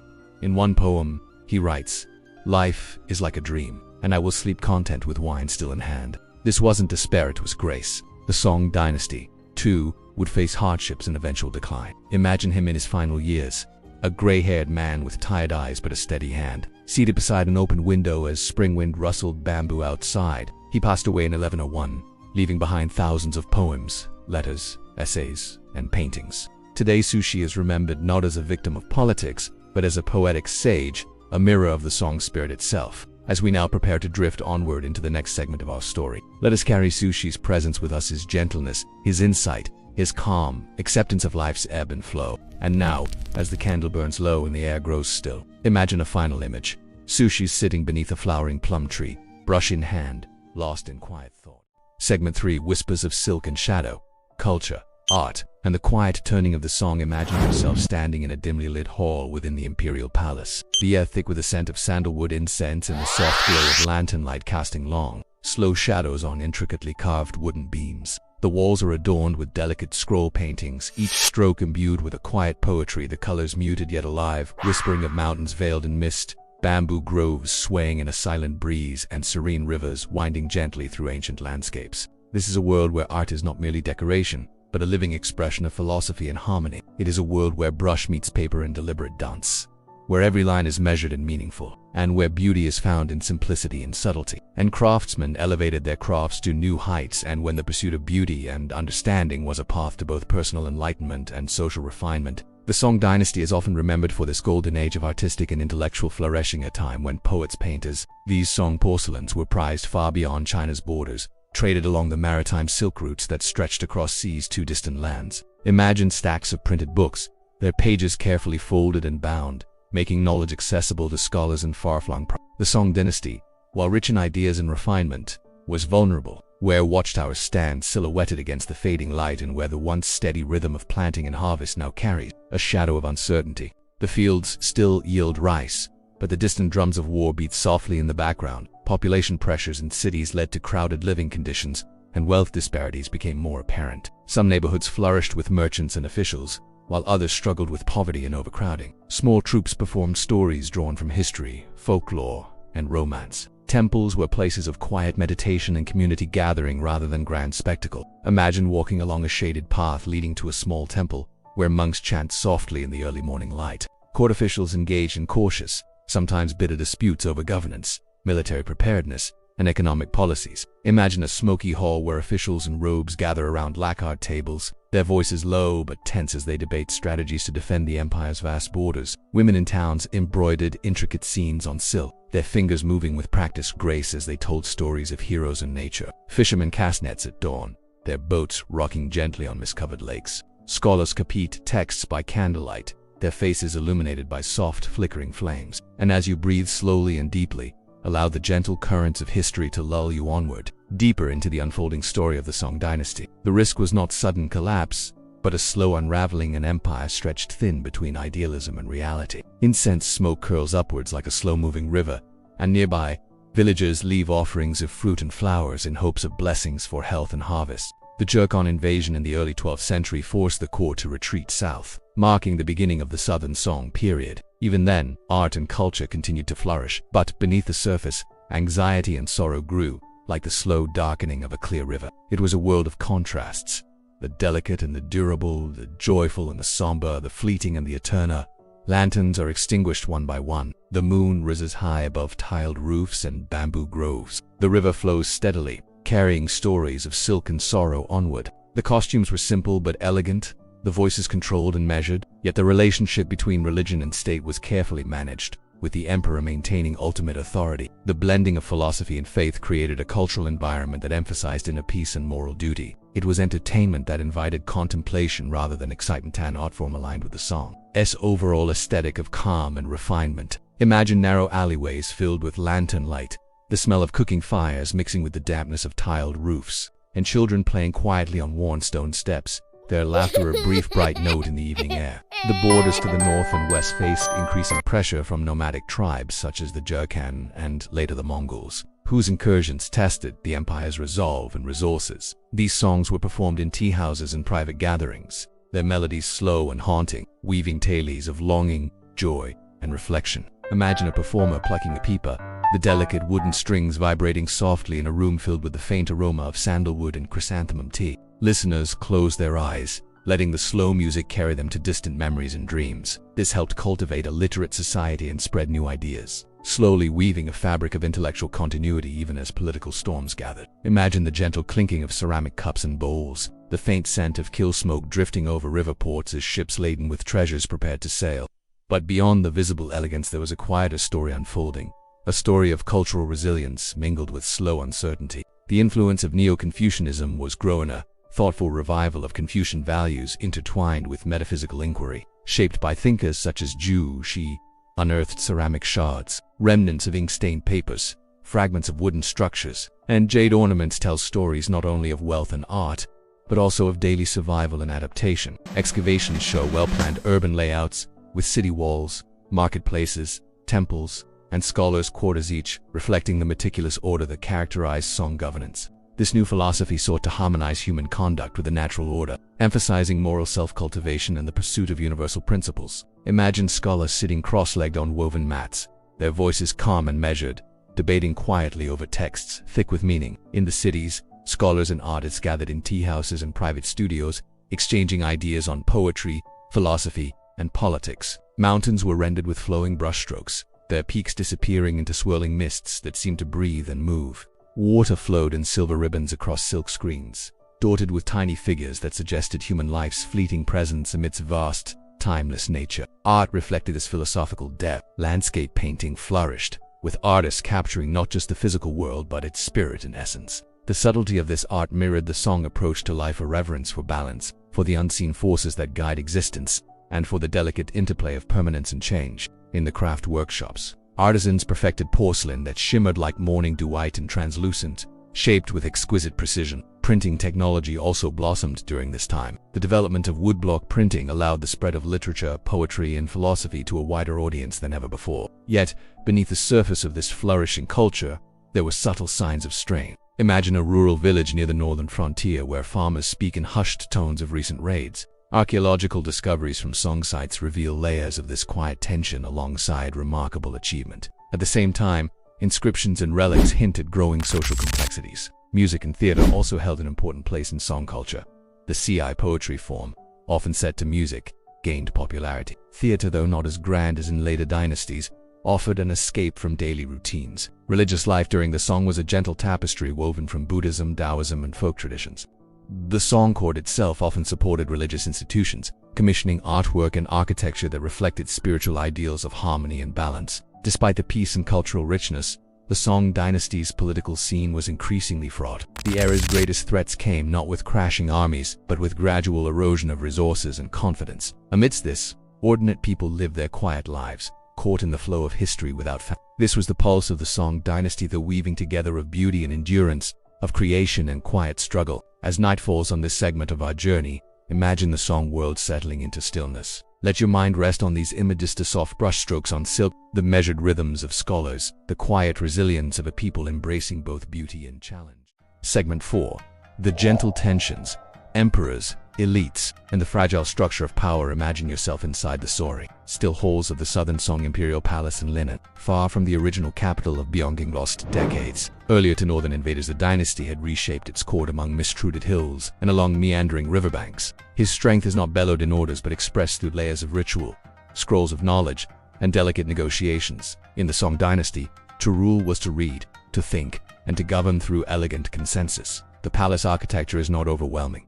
It does not aim to impress with scale or spectacle. Instead, it whispered. He moves through his duties with calm precision, morning consultations with court officials, reviews of provincial petitions, ceremonial audiences with scholars, and quiet time spent in the imperial library. But beneath this layer of formality, crucial questions go unanswered. What shall be done about the encroaching Mongols to the north? How can a dynasty preserve peace when enemies prepare for war? The emperor listens, but decisions move slowly. Protocol must be honored. Balance must be preserved. The ports are alive with voices from distant lands. Arabic, Persian, Tamil, and Malay traders gather, exchange, and move on. Its cities have night markets lit by lanterns. Its people enjoy books printed on movable type. Buddhism, Taoism, and Confucianism coexist, sometimes overlapping, sometimes competing. In the homes of elites, private altars honor ancestors. Letters arrive at court. Frontier posts fall silent, one by one. The outposts blink out like stars extinguished by morning light. And still, the court debates, cautiously, politely, respectfully, but never decisively. Taoist alchemists offer potions for longevity. Buddhist monks lead chants in distant monasteries, nestled in misty hills. Its ideals of refinement, scholarship, restraint, and harmony become the inheritance of later dynasties. Let the calm of the Song dynasty wrap around you like silk. It was a world not built to conquer but to understand. Not made to dominate but to endure. Not destined to rule forever but to teach, gently, across time. Its art lives on in scrolls and poetry. Its thought survives in scholars' minds. Its quiet voice echoes down the centuries, not as a roar, but as a lullaby. Some officials write last poems in their final hours. Others burn the archives, refusing to let knowledge fall into foreign hands. And while the philosophies differ, each offers a path toward peace, discipline, and balance. and its scholars developed sophisticated understandings of astronomy, pharmacology, and hydraulics. Military officers are excluded from elite status. Generals are mistrusted. Armies are underfunded. When the dynasty fell to the Jurchens in the north, it had no great counterstroke. When the Mongols advanced, there was no sudden awakening. At the Battle of Yamen, surrounded and outnumbered, the last loyalists choose the sea. The child emperor Zhao Bing, barely 8 years old, is carried into the waves by his minister Lu Shifu. There is no resistance, only silence, sacrifice, and sorrow. It is a world of quiet wonders, like a jewel hidden inside a scroll. And though these merchants are wealthy, they are still socially suspect. The Confucian worldview does not praise profit. It praises virtue and restraint. And so, the elites view commerce as necessary, but never noble. But through success in the civil examination system on intellectual gauntlet demanding mastery of Confucian classics, moral philosophy, and poetic form, these households are not extravagant by Western standards. Their beauty is restrained, refined. Gardens are tended not for grandeur, but for contemplation. Daughters are taught music, embroidery, and the moral virtues expected of a refined lady. These homes are not unkind, but they are exacting. Reputation, order, and tradition govern every step. The personal is political here, and emotion is shaped into ceremony. Calligraphy scrolls hang on walls beside simple paintings of misty mountains and quiet lakes. Courtyards echo softly with the sound of flutes or the pages of a classic text being read aloud.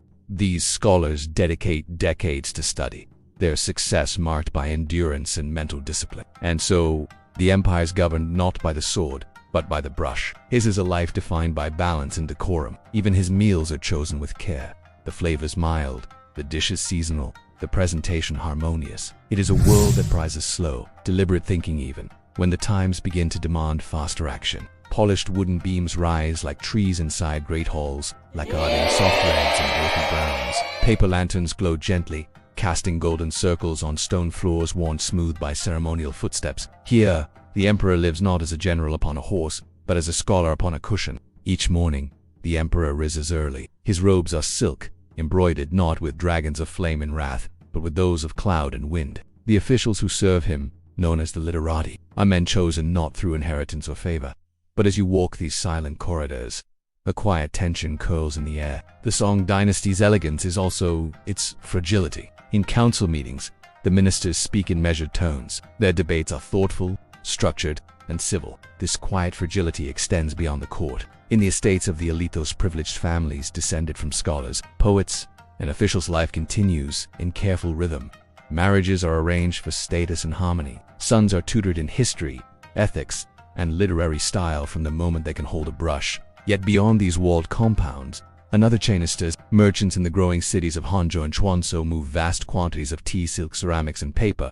Still, trade grows. The economy thrives. Song China is perhaps the most urbanized, literate, and economically advanced society on earth. Religion, too, mirrors the harmony and division of Song life. Still, for all its beauty, Song society bears a constant vulnerability: its distaste for militarism. As the 13th century wanes, the Mongol threat becomes undeniable. The capital shifts south. The emperor and his court flee further and further into the folds of the land, hoping diplomacy and dignity can hold the tide. In 1279, the Song dynasty ends, not with a scream, but with a sigh. And yet, even in defeat, the Song endures not in territory, but in memory. So now, as you return from the still chambers of the palace, from the tea houses of Li, from the misty paths of bamboo groves and the carved thresholds of quiet homes, let yourself settle again.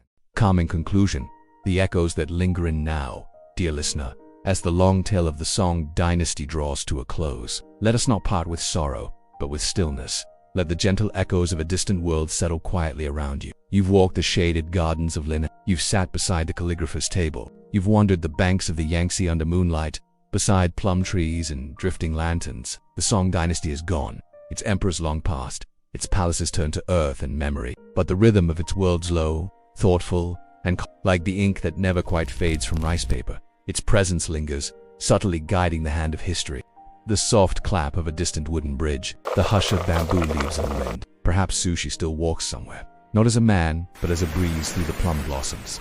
A ripple on the water's surface, a line of verse drifting through time. In those soft curves and empty spaces, we found more than beauty, we found peace. The sense that even in a world full of change, there once was a time that moved slowly enough to hear the silence between things. The artists of the Song knew that what was not painted was just as important as what was. And so too in life, What we leave unsaid, what we quietly carry, holds great meaning. In the quiet of Sushi's poetry, we learn that hardship need not defeat dignity. In a world increasingly loud and fast, the song offers a different rhythm. A rhythm of reading before reacting, of reflection before reply, of balance over boldness. Its fall came not from cruelty or failure, but from the quiet weight of change moving faster than the court could walk. That exile could be softened by philosophy. That sorrow can be met not with noise, but with acceptance. He taught us that to yield is not always to surrender, but sometimes to endure. In the delicate brushwork of landscape painting, we glimpsed misted mountains and silent streams. And in the gentle rituals of governance, the slow pace of decision, we saw the song's strength and its weakness. But this too is part of the song's message. That nothing is permanent, that beauty fades, that every dynasty, no matter how brilliant, becomes part of the fabric of history. What matters is not how long something lasts, but how deeply it lives while it does. And the song lived deeply in its gardens, in its poetry, in its whispered philosophies. So now, as your eyelids grow heavy, imagine once more the slow flow of a river. You do not need to remember all the names, the dates, the emperors. What lingers is the feeling, the stillness. Sleep now with the song. Let its quiet elegance be a blanket of calm. Let its sorrow be soft, let its memory be gentle. And when you wake, may you carry a small piece of that stillness into your day, not as a burden but as a blessing. The river flows on. The silk is folded away. The ink has dried goodnight. The river fades, the ink dries, and the moon rises gently above ancient heart. But the night and history are not yet done. One final path remains, one last twilight to walk before dreams take hold. Across deserts and domes, among courtyards veiled in silence, waits the Ottoman Empire in its final breath. A world of reformers and slippers, of grand designs fading like incense in cool halls. Come then, let us drift into the shadowed elegance of Istanbul's final chapters. SleepyTime History presents The Ottoman Empire, a twilight of shadows and silence, a calm, immersive tale of an empire's final centuries of grandeur fading gently. Reforms whispered but rarely realized, and a world quietly preparing for its last curtain introduction. A golden light over gentle waters, welcome. Imagine yourself drifting slowly down a wide, winding river. The air is cool and still, soft as a whispered secret. The water's surface, smooth as polished jade, mirrors the gentle hues of dawn, a tender blend of pale pinks, soft peaches and misty blues that float lazily across the sky. Instead, it is the quiet unfolding of an empire's brilliant swan that shone with intellectual light and artistic grace. Even as shadows gathered at its edges, imagine the gentle clink of porcelain cups filled with steaming tea, the taste of jasmine and chrysanthemum lingering on the tongue. From the shaded courtyards of city scholars to the vast rice paddies stretching beneath misty mountains, the Song Dynasty, for all its grandeur, faced pressures both within and beyond its borders. Political intrigue and courtly rivalries brewed beneath the calm surface. Northern invaders pressed steadily southward. Economic shifts and environmental challenges whispered warnings in the wind. These slow currents would shape the fate of an empire and the lives of millions. From the peaceful marketplaces to the serene temples, we will explore the gentle rhythms that sustained a civilization both delicate and strong. Allow your mind to wander down quiet alleys lined with paper screens and ink-stained tables. Feel the cool river breeze carrying the scent of fresh blossoms and warm earth. Let the calm flow of history wash over you. Hear the soft murmur of calligraphers' brushes, the muted steps of officials pacing quiet halls, and the faint song of a distant flute drifting through garden paths. It is a tale of delicate beauty facing the slow encroachments of political strife, of war, and of change. Here the brush was as mighty as the sword, and the soft curl of tea steam could carry more meaning than the roar of armies.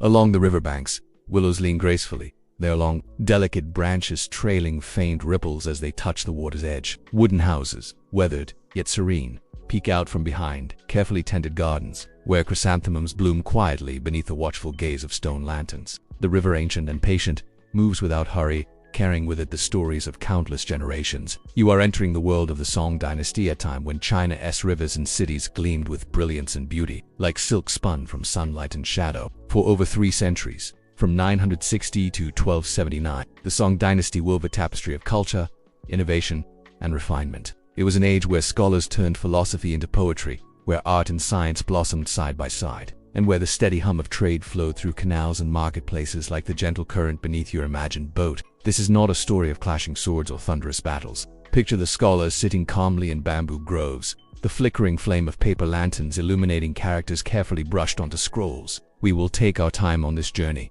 moving with the steady flow of the river, pausing often to drink in the subtle details of daily life. But this story is also one of tension, of fragile balance. As you listen, breathe deeply. Let your thoughts become like still water, reflecting the soft glow of lantern light and the gentle rustle of bamboo leaves. You are entering a world of refined beauty and slow, steady change, a world that once was, yet still lives in the soft echoes of art, literature, and the gentle pulse of rivers and cities. This is the song Dynasty.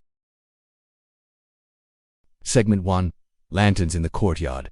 Daily life in a fading empire. Imagine now, if you will, a small district in the heart of Istanbul, sometime in the mid-19th century. It is early morning. The muezzin's call has just faded into the chill dawn air. A thin veil of mist hugs the cobbled lanes. The streets are not yet crowded, but already there is life. The baker slides flatbread into his clay oven. The coffee house owner dusts tables. A woman stirs embers in a brazier and adds cardamom to a pot of simmering tea. Carpets are beaten clean under cypress trees. Market stalls open to reveal pyramids of figs, olives, and fragrant spices. Old men gather beneath sycamores to play backgammon and sip dark syrupy coffee. Their fingers move slowly, shaped by decades of labor, their voices low and measured. A child dozes against her shoulder, wrapped in a woolen shawl passed down for generations. There are new edicts promising equality, secular courts, and centralized administration. New schools are opened, modeled after the French. Uniforms change, bureaucracy expands. But here, in the courtyard, little feels different. A calligrapher bends over his scroll, each stroke deliberate, as though invoking sacred memory. Few stop to read it. The baker shrugs. The tailor continues his stitching. They have heard promises before.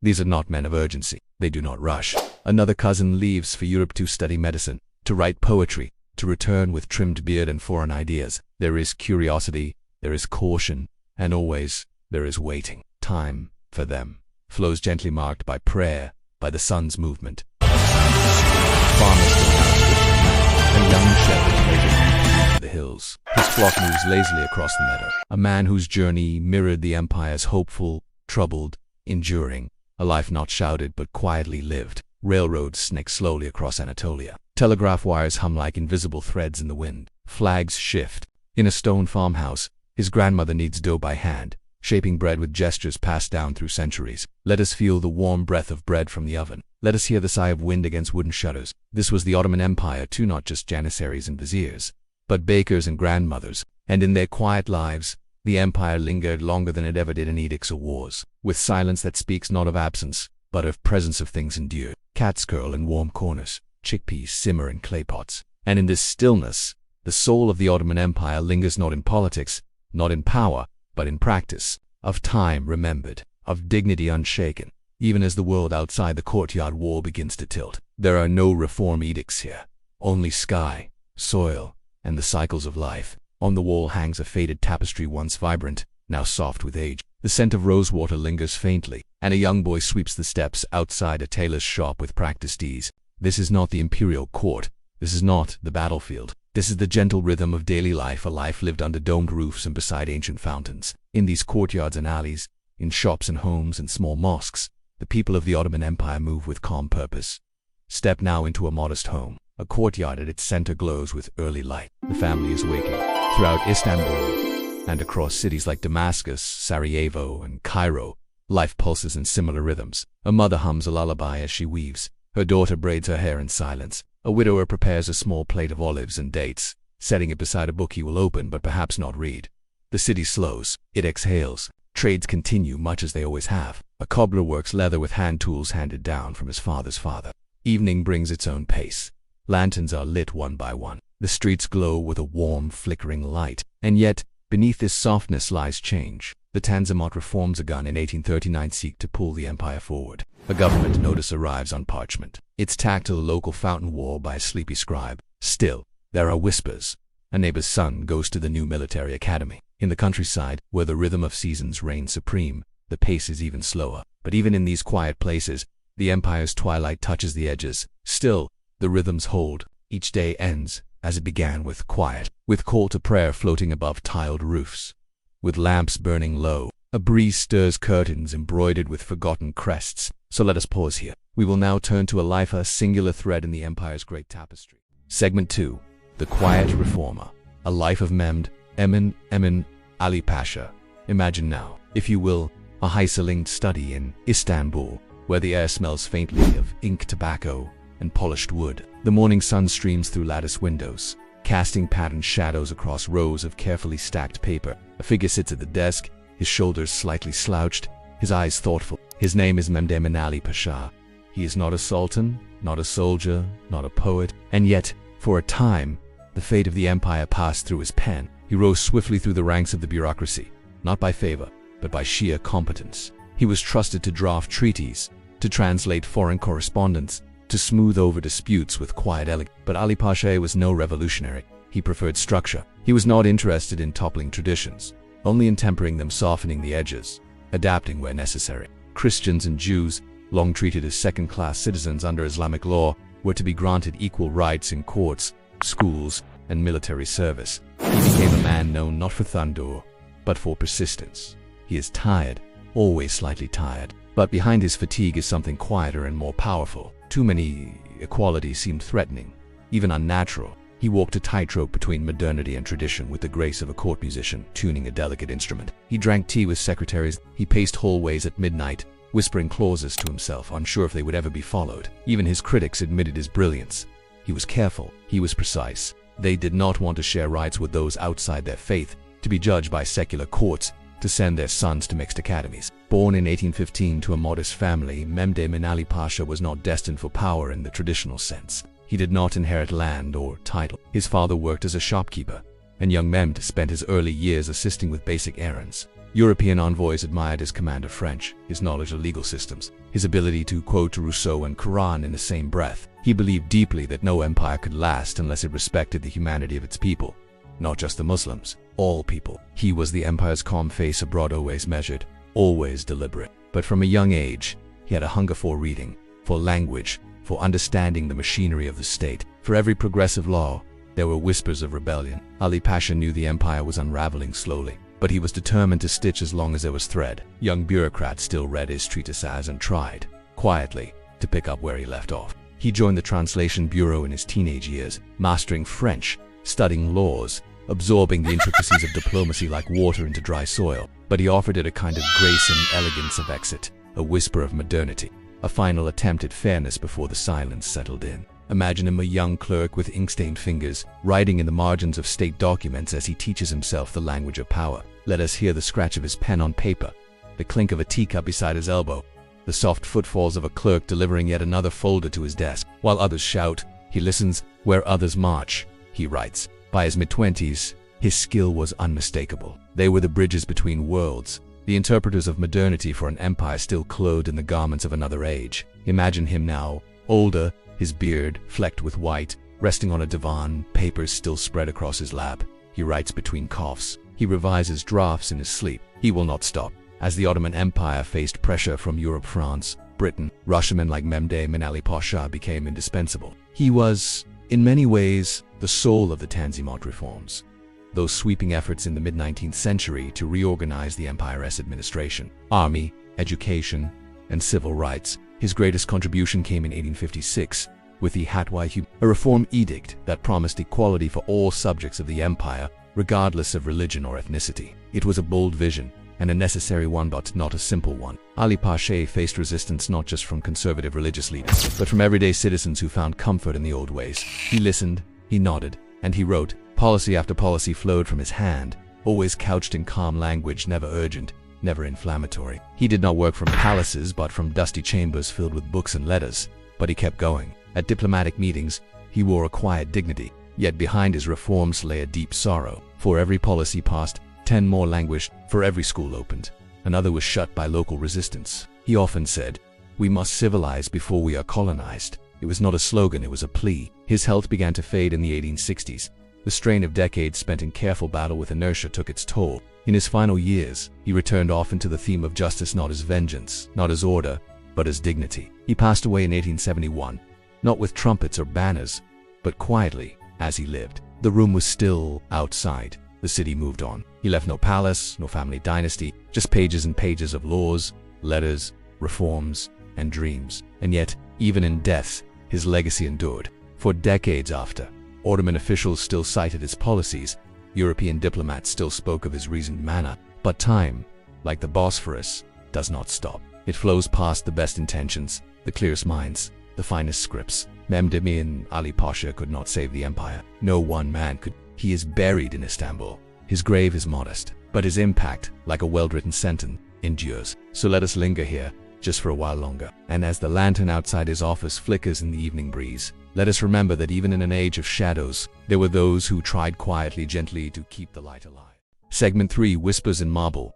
Culture, memory, and the architecture of forgetting. Imagine, if you will, walking slowly through the grand yet quiet corridors of an Ottoman palace in the late 19th century. Perhaps you find yourself in the Beylerbey Palace, its domes reaching high toward a sky that is beginning to soften with twilight. The walls, once vibrant with colors of cobalt and gold, now seem to hold a gentle patina of age. The paint slightly faded, the plaster cracked in places. Chandeliers hang heavy from ceilings carved with floral arabesques, their crystals catching the faint glow of dwindling daylight. The carpets beneath your feet are thick and patterned with intricate motifs, their colors softened by time, softening your footsteps to a hush. Outside, the Bosphorus flows calmly, its waters whispering secrets carried from distant lands, like a soft melody shifting between minor and major keys. Ottoman art of this era was a conversation between memory and modernity, between the world that once was and the uncertain shape of what it could become. No longer filled with the clamor of bustling courts or the excited chatter of officials, it has become a sanctuary of silence,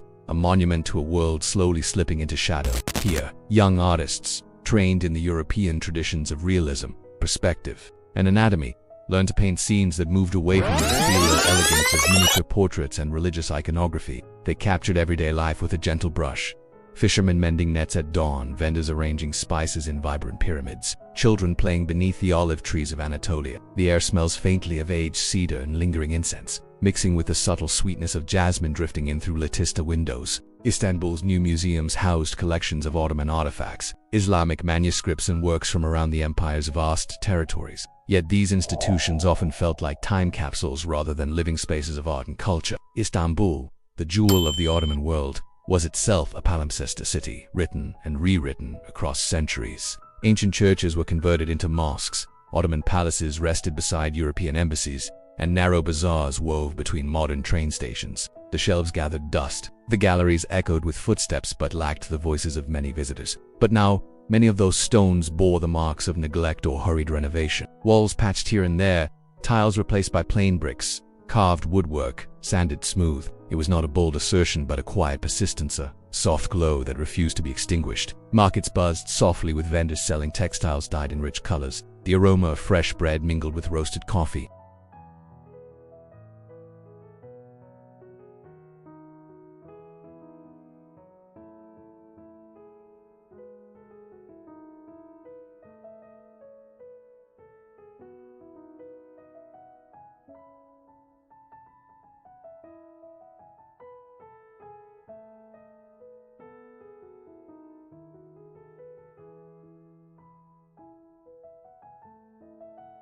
Children chased each other along winding alleys, their laughter a bright thread woven through the quiet. The chandeliers glow softly in the dusk, their crystals casting prisms on the walls. Outside, the Bosphorus whispers beneath a sky painted in deepening blues. The palace breathes in the cooling air, its stones holding memories like secret treasures. The weight of history felt almost physical in these rooms, layers of paper and parchment folding upon each other, like the pages of a book left open and forgotten. It became a soft murmur in the halls, a brushstroke on weathered tile, a note held just a moment longer in a fading song. The artists and thinkers of the twilight Ottoman era did not abandon their heritage. They embraced it, even as they sought new forms. The Ottoman Empire's cultural twilight was not a fading into darkness but a slow, deliberate dimming, a gentle evening light casting long shadows, revealing textures that only time can create. This Palisi, like so many others across the fading Ottoman realm, is a place where grandeur meets stillness. Like a lantern in the night, it glows softly, guiding us forward through the shadows.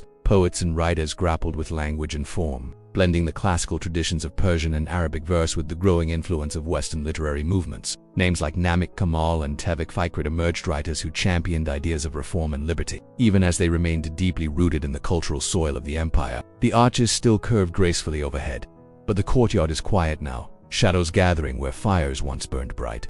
Imagine the chatter of voices in languages from Anatolia to North Africa, the clatter of horse hooves on cobblestones, the scent of spices and leather mingling in the warm air. In these last centuries of the empire, culture did not vanish, it transformed and folded in on itself, layering memory upon memory like the delicate brushstrokes of a fading miniature painting. The walls seemed to breathe slowly, holding on to echoes of the past like a faded melody. Poetry readings and salons became spaces where ideas mingled with music and tea steam, a refuge from the political storms outside. Art, architecture, music, and literature persisted, but they carried a new weight, a gentle melancholy that spoke of things lost and hopes deferred. And the shimmering strings of the oud blended with newly introduced Western instruments. Composers experimented with harmonies that were unfamiliar yet oddly familiar, bridges between worlds, between centuries. Architectural styles began to weave traditional Ottoman elements such as soaring pointed arches and decorative tile work with European influences drawn from the neoclassical and Baroque. A mosque might rise beside a building with Corinthian columns. A wooden pavilion painted with motifs from Persian carpets could sit near a glass window framed in Gothic revival. The Ottoman aesthetic,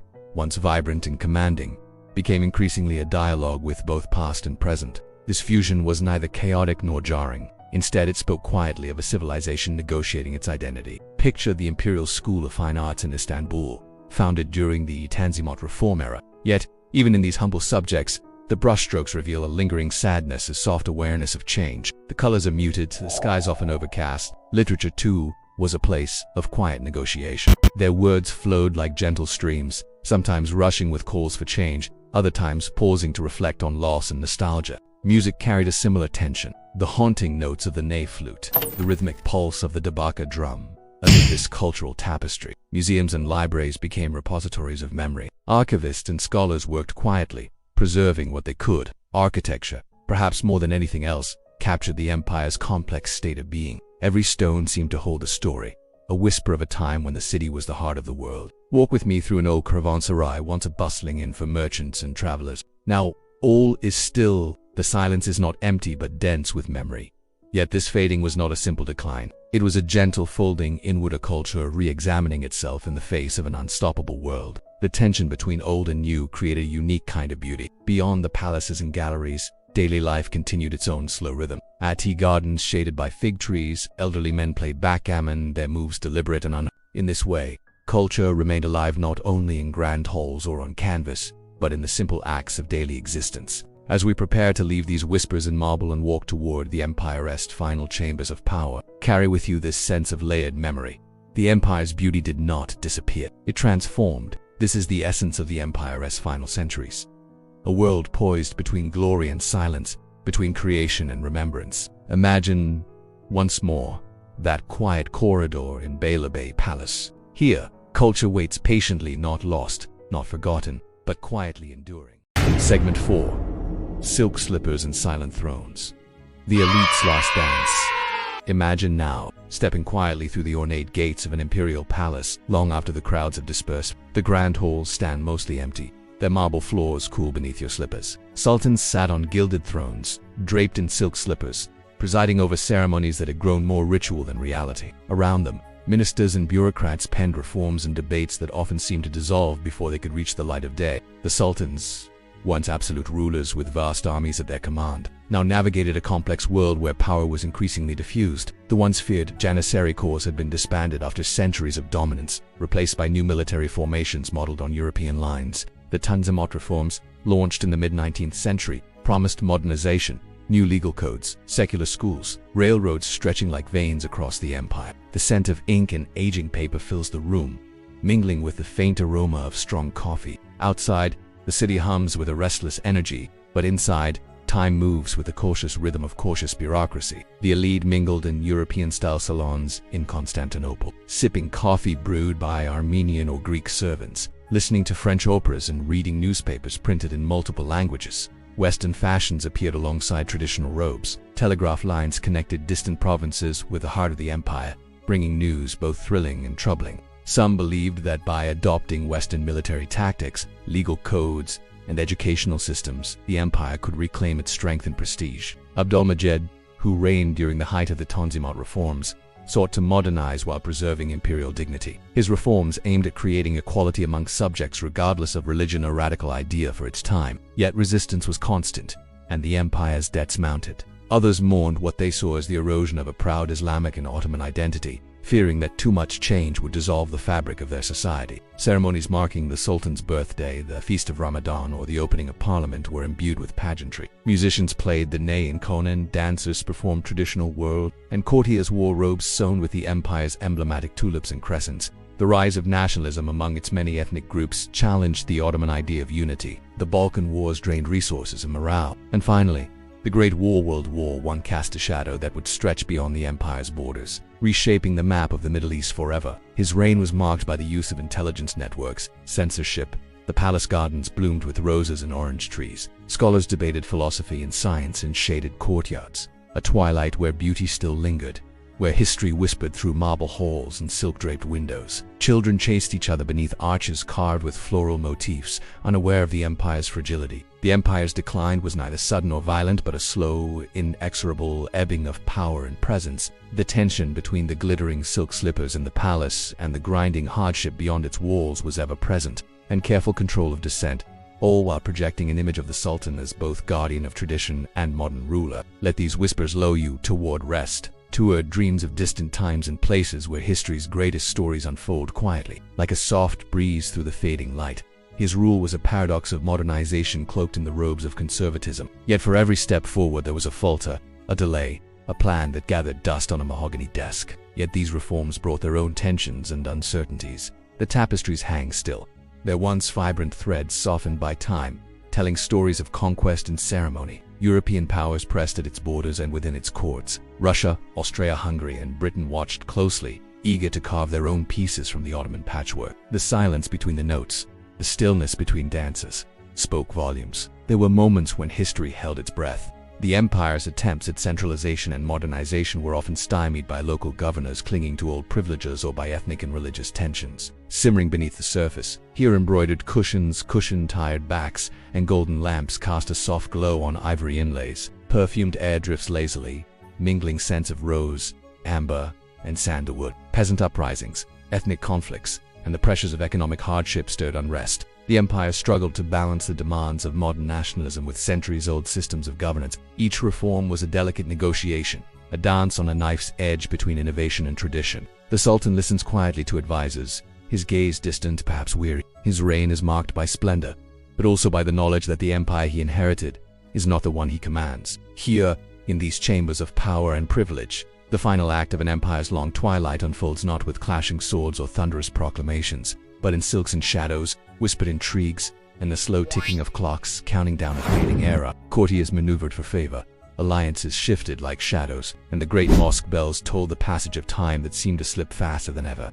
The Ottoman elite of these final centuries lived a life, both removed and deeply entwined with the currents of change swirling around them. Picture the Sultan's private chambers a world apart, yet intimately connected to the fate of millions. This duality of grandeur and gradual decline is the heart of the elite experience in the Ottoman twilight. Behind closed doors, palace intrigues whispered of succession disputes, reformist factions, and conservative resistance. Meanwhile, the bureaucracy, the sprawling web of ministers, clerks, and diplomats was both the engine of reform and the symbol of stagnation. Imagine a dimly lit office in Istanbul, where a clerk pores over reams of paperwork, drafting regulations that might never be implemented. This slow, sometimes frustrating pace of reform was both a symptom and a cause of the empire's fading influence. Within this world of shadows and silence, social change was palpable but uneven. Yet outside these refined circles, the realities of life were harsher. Among the elite, many embraced these changes with a mixture of hope and caution. Sultans such as Abdulmajid I and Abdulhamid personified these tensions. Abdulhamid II, on the other hand,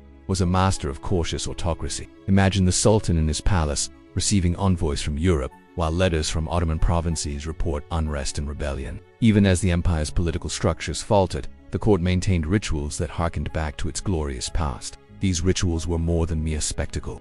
They were attempts to preserve identity and authority in a world that seemed to be slipping away. Yet, even as the palace walls held fast, the empire's final years were shaped by forces far beyond its control. Imagine the Sultan in his final days, hearing the distant thunder of guns, watching telegrams pile on his desk, feeling the weight of a centuries-old crown growing heavier with each passing day. In this quiet decay, the elite's last dance played out, a choreography of silk slippers on polished floors, of whispered counsel in shadowed chambers, of laws written with care yet followed only sporadically. And yet, within this twilight, there remained moments of grace. This was the Ottoman Empire in its final act, not a collapse, but a fading, a retreat into silence and memory. So, as we step away from these chambers of power and privilege, let us carry with us the image of this final dancer, reminder that even empires, like people, face the delicate balance between holding on and letting go. And as the night deepens and your eyes grow heavy, imagine the soft sound of slippers on stone floors, the gentle rustle of silk, the faint echo of voices long past.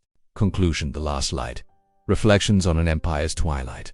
As our journey draws to a close, imagine once again that gentle twilight settling over the ancient city of Is. The Bosphorus flows softly beneath a sky painted with the deepest shades of evening blue. Stars beginning to pierce the veil of dusk. We have moved through bustling courtyards where daily life continued in its steady rhythm, felt the quiet resolve of reformers seeking to breathe new life into old institutions, traced the delicate lines of art and architecture that whispered stories of identity and loss, and finally stepped into the shadowed halls where sultans and statesmen grappled with the relentless tide of history.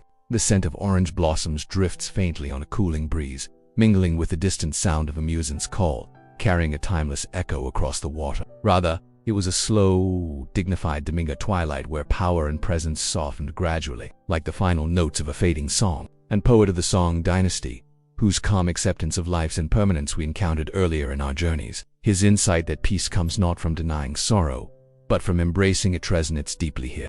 The Ottoman twilight, too, teaches us about acceptance, of change, of loss, of the passage of time. And in this slow descent, we find not just endings, but beginnings, echoes that ripple through time, shaping the world we live in today. It gifted the world with a rich tapestry of culture and history, a legacy woven into the fabric of modern nations. The languages spoken, the food savored, the music played, and the architecture admired all carry traces of that grand past. We have wandered together through the fading light of the Ottoman Empire's final centuries, a world caught between memory and change, grandeur and silence. How, even in times of uncertainty and decline, beauty can endure. How daily life, simple and profound, goes on. How culture adapts, survives, and sometimes thrives in unexpected ways. And cultures, weaving together threads of language, faith, and tradition. May the calm of history as gentle passage ease your mind and cradle you softly toward a restful sleep. Imagine the whispers of silk slippers on marble floors, the murmur of voices fading into silence,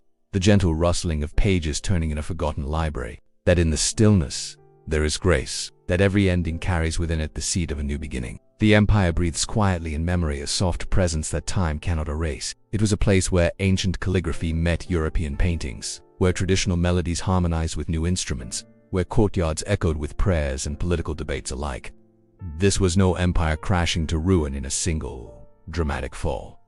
The Ottoman Empire's story is one of contrasts. It was an empire of immense diversity spanning continents, yet it was also a world of profound challenges. The pressures of modernization came late, and the reforms, though earnest, often faltered. External powers circled like shadows, eager to claim parts of a once mighty realm. Internal divisions simmered quietly beneath the surface, sometimes bursting into unrest. Through all of this, the empire's rulers and subjects moved carefully, balancing hope with caution, progress with preservation. Reflect for a moment on the image of Sushi, the scholar. As the empire receded, it left behind more than ruins and faded glory. In our quiet contemplation, we also glimpse the resilience of human spirit. Now, as your eyelids grow heavier and the soft cadence of history lulls you closer to rest, imagine the empire's last lanterns flickering gently in the night. In this quiet, you might find comfort, a reminder that all things, even the follow the natural rhythm of rise and fall, light and shadow. Thank you for joining me on this slow, peaceful journey through the twilight of the Ottoman Empire. Good night, and until our next quiet adventure through time, may your dreams be serene and your rest deep.